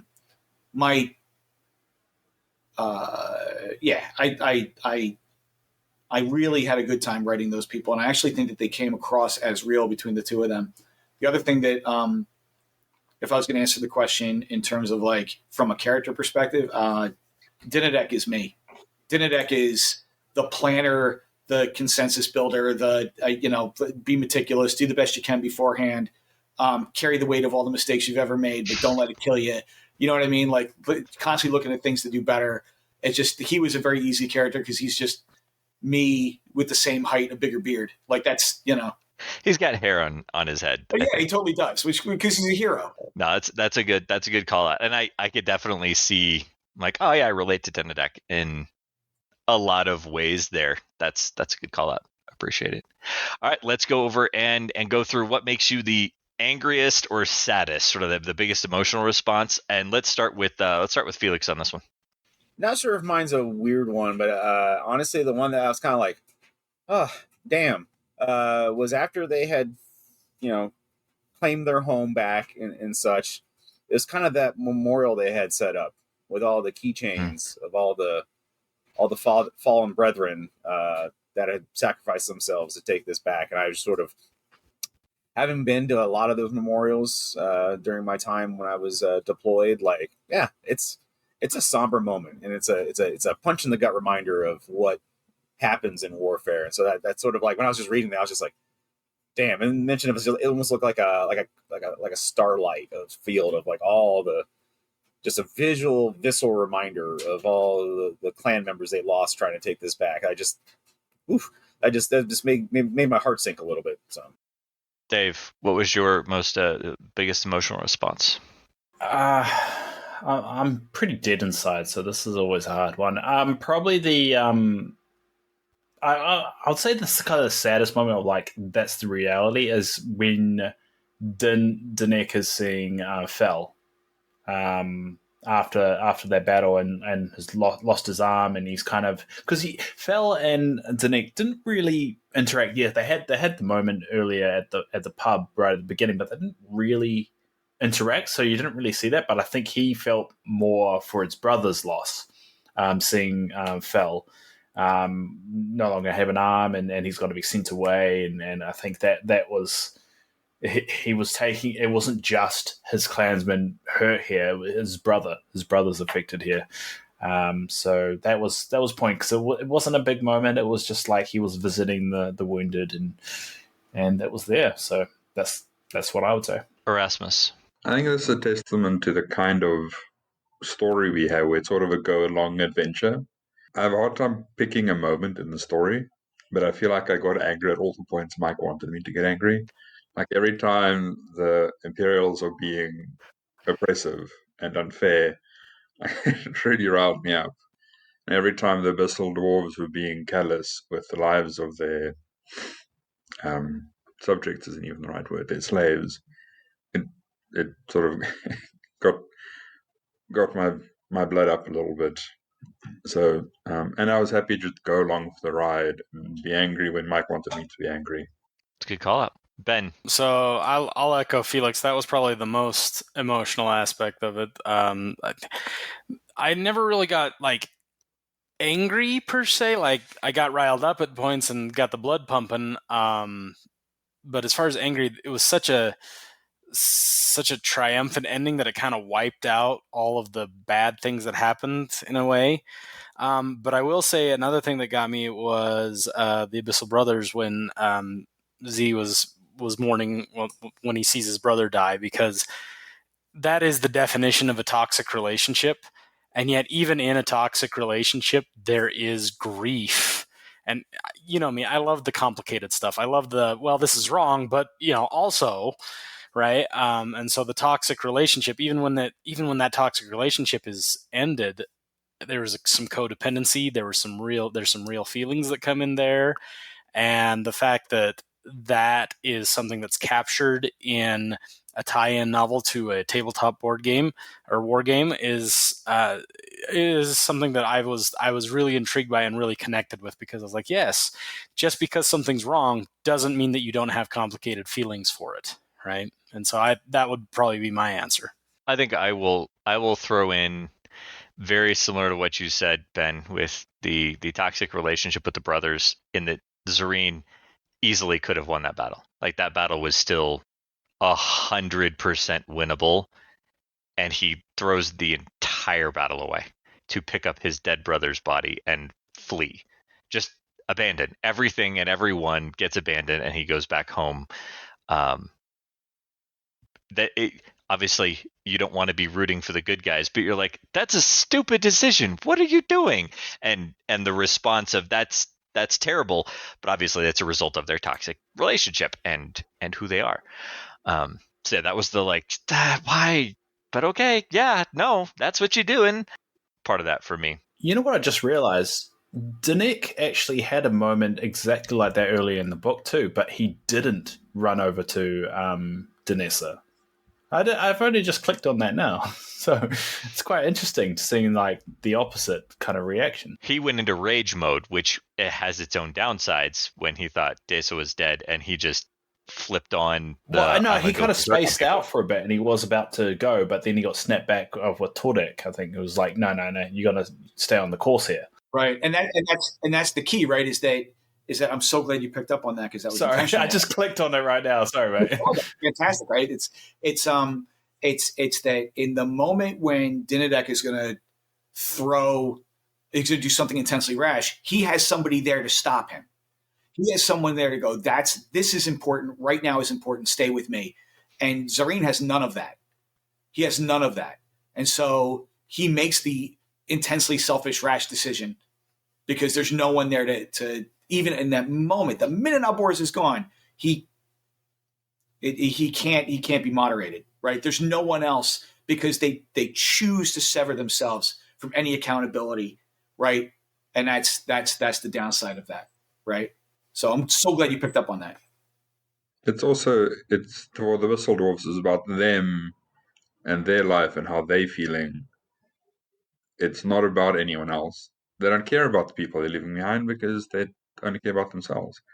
Whereas the Free Dwarves, they're there for the clan. They have to make the best decision for the clan, not for whatever their emotions or interests are. Well, and it furthers the theme of the Abyssal Dwarfs are a dark mirror to the free dwarfs or the regular dwarfs, right? And that's perpetuated throughout the whole thing because you have two obviously familial connections, but how those play out is vastly different, and they are foils of each other and they play off each other really well because you see opposites going. And so this is the Bissell brothers are just an alternate timeline of the Free Dwarf brothers could be, or Free Dwarf family could have been, right? If they allowed bitterness to win them over and they chose isolation over and despair over hope and connection. Mike, what was as the writer, the most emotional moment for you? So I agree with Dave. It was when Dinadek is going through the hospital, the field hospital, and he sees Felweir, and he's like, it is the sadness for Felweir, it's the sadness for him as a stand-in for every other clansman who loses something. Also sadness for his brother. And also like Felweir's a warrior. And so now what is his place now? Right? He's wounded to the point where he can't do what he was meant to do, what his purpose is within the clan. So what's left, right? What is left for him? And that really, when I wrote that, I scribbled those words out and I was like, holy crap, that is the crux of it, right? Is, I lived, but I can't be me anymore. Sweet Jesus, right? So that after I wrote the words, I was like, yeah, there's a lot of truth there. And that's just, you're free flowing and it happens. We'll start with Ben on this one. What is your most poignant or thoughtful moment? And I know there probably will be some crossover for some folks with this, but the moment made you think the most. I would say, again, it would probably be with Diessa when she's coming to grips with having to accept that people are going to die for her. And they're not because she wants that or because she wants the honors. In fact, she doesn't want it, but the fact that that's an inevitability, right? People are going to die in war and they're going to die because of you, not because you wish that on them, but because they're just going to die. That's going to happen. People don't get through not everybody can survive a battle. Otherwise it's not a battle. It's a pillow fight. Right. And so people are going to die regardless. That would probably be the moment for me. Erasmus. Quite a bit to think about here. I think I'm going to have to be boring and say the hospital scene and talking to the surgeon about, how much loss and suffering he's seen. Good call out. Dave. Byron's sacrifice, I would say. I really liked that moment of, it wasn't just all talk. It wasn't just them saying, yeah, we want to give our life. It was, you saw the actions in there and you saw how dedicated the clan is to making this whole thing work. And I think that was a really, really cool moment. Yeah. No, I agree with that as well. All right, Felix. Yeah, I mean, obviously, I had mentioned this for the other one with the memorial at the end. My number one, but the second one, Derry one, was the hospital scenes and stuff like that, and the Felweir, and it's like, again, like you had pointed out, and it was Mike, was like, you are one job, like that was your identity, it has literally been ripped away from you because you're no longer able to effectively be that warrior still, and so It's that like, damn, now he's got to figure out in his own life's journey, like what's next, like what is he going to be able to do since he can't actually do what he was basically spending his entire life devoted to doing. So that was a pretty poignant moment for me as well. So I'll throw in that for me it was, and I probably do this for every single story that has heavy magic involvement, was the insight into how the spirits connected to Desa in that in between. So in between the landing and the next battle, where she has to struggle with finding her identity and not being part of the collective of spirits, even though you don't know what would have happened if she had, like what power would she have unlocked, but she recognizes her power has to be tied to who she is. You go back to, hey, the clan needs me, these people need me, I have these people depending on me, I have to be me, and I can't become what y'all want me to become in the spirit side of things. But her, her super level up comes from her embracing who she is and identifying that power is not something that could and should limit her. So a great evolution on her part, a great transition into who she was. All right, Mike, it's on you. So it for me, the most poignant part when I wrote it was after the beach assault, and they are mourning the dead, right? And Dinadek is like, I did this to us. And Reese comes over and essentially speaks to him and says, listen, you can't carry this all on your own. You're going to have to share it with other people, whether that's the pain or the responsibility.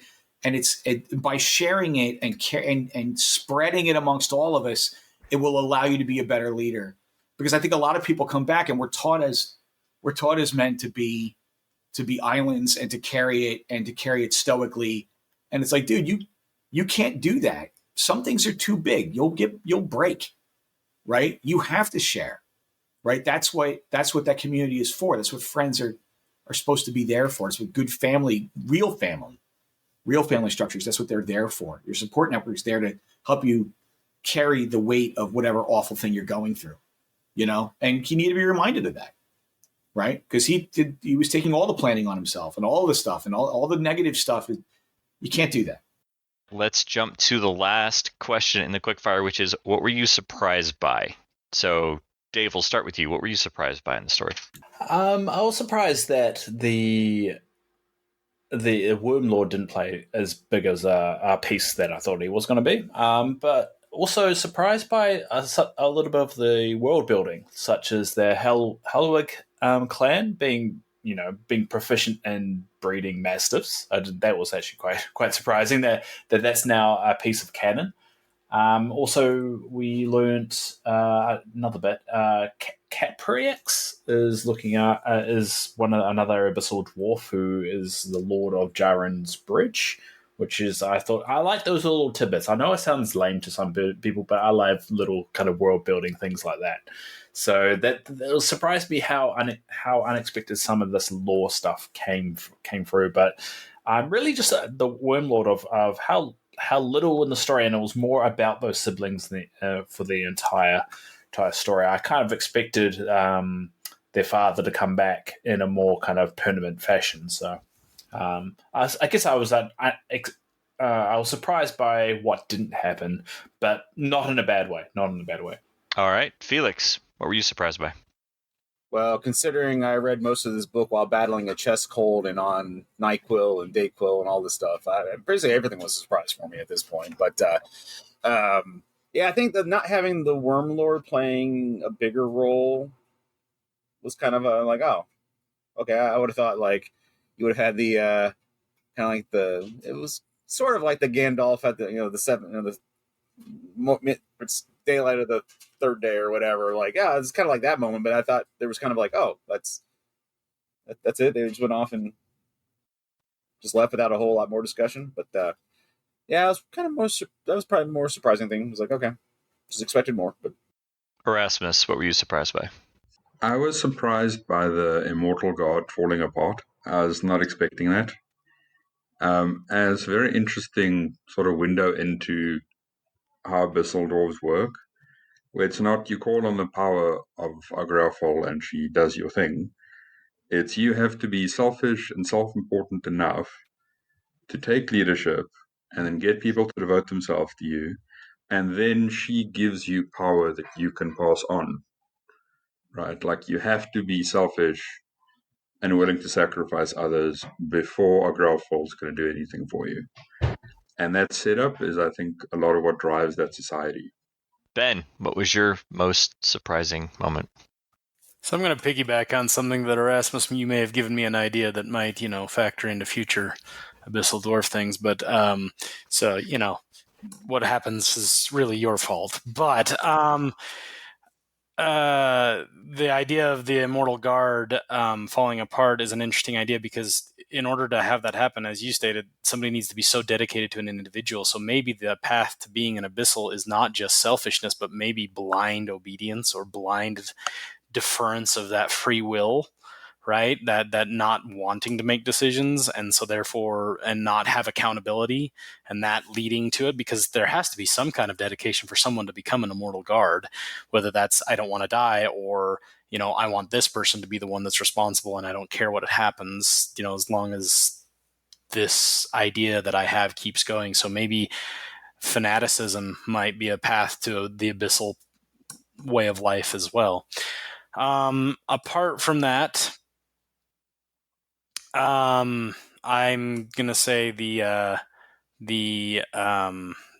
Albor's death with Rorik playing a part in that was pleasantly surprising for me, because I wasn't expecting a minor character to play such a pivotal role, but in retrospect, it makes sense looking back over the course of the story. I will throw in that there is I mentioned earlier the Joro moment was the most surprising, and not I didn't think it was possible sort of way, but the surprise was me having the response that I had when Joro came back, because Diessa had seen the scope of the spirits, the elemental spirits, and the fact that they're a collective, that there is a lack of individuality, but she has Gwel. And she knows Joro's out there, but she has to pull him back out of the collective. And so her finding him in the collective and bringing him out in that pivotal moment, and I don't know if he upgraded to a greater elemental or whatever it was, but this moment of him being her person in the collective, and it's cycling back to the beginning of the book. And you put the, again, the Chekhov's gun sort of thing, where that was them, the pair of them at the beginning doing the work, and he comes back in, and that's the one he's superpowered, just like she is, more or less, at this stage, and he just takes a greater obsidian golem and just wrecks face with him. And the surprise for me was in not that it was unexpected, but that it worked very cleanly, and in a way that it gave me the response of, that's awesome, that's fantastic, simply because of how well all the pieces came back together. And it was just a great turning point to have that excitement in a rather visceral fight, to suddenly get that moment of joy of, oh wow, that's cool, he came back. All right, Mike, what surprised you the most? It's a weird question, because I wrote it, right? And I outlined everything, and I really was meticulous. I did the dinner deck, right? Like, I was really meticulous about the outline and making sure everything flowed and everything logically worked. But the personality of some of the characters changed as I wrote, right? So Reese originally was going to be like, I can't stand Abyssal Dwarves, and I want them in particular to burn, right? That killing slaves is one thing, but killing, removing them from the face of Panathor would be best, right? And then the fact that he cares about his people, and he's mission focused. And so the first time I wrote him, he was much more Hernius-ish, right? Where he was really like dark and broody. And then the more I wrote him, the more he lightened up, where it's like that overly complicated plans, the banter back and forth with some of the other dwarves. I liked him more the more I wrote him that way. Right. And by the time I was done, he was a totally different character than when I started. Right. So, and I think he's cooler for it, to be honest. Right. Because it makes him more human, which is a weird thing to say. I don't want to say makes him more dwarfy, but makes him more relatable. Right. As a character.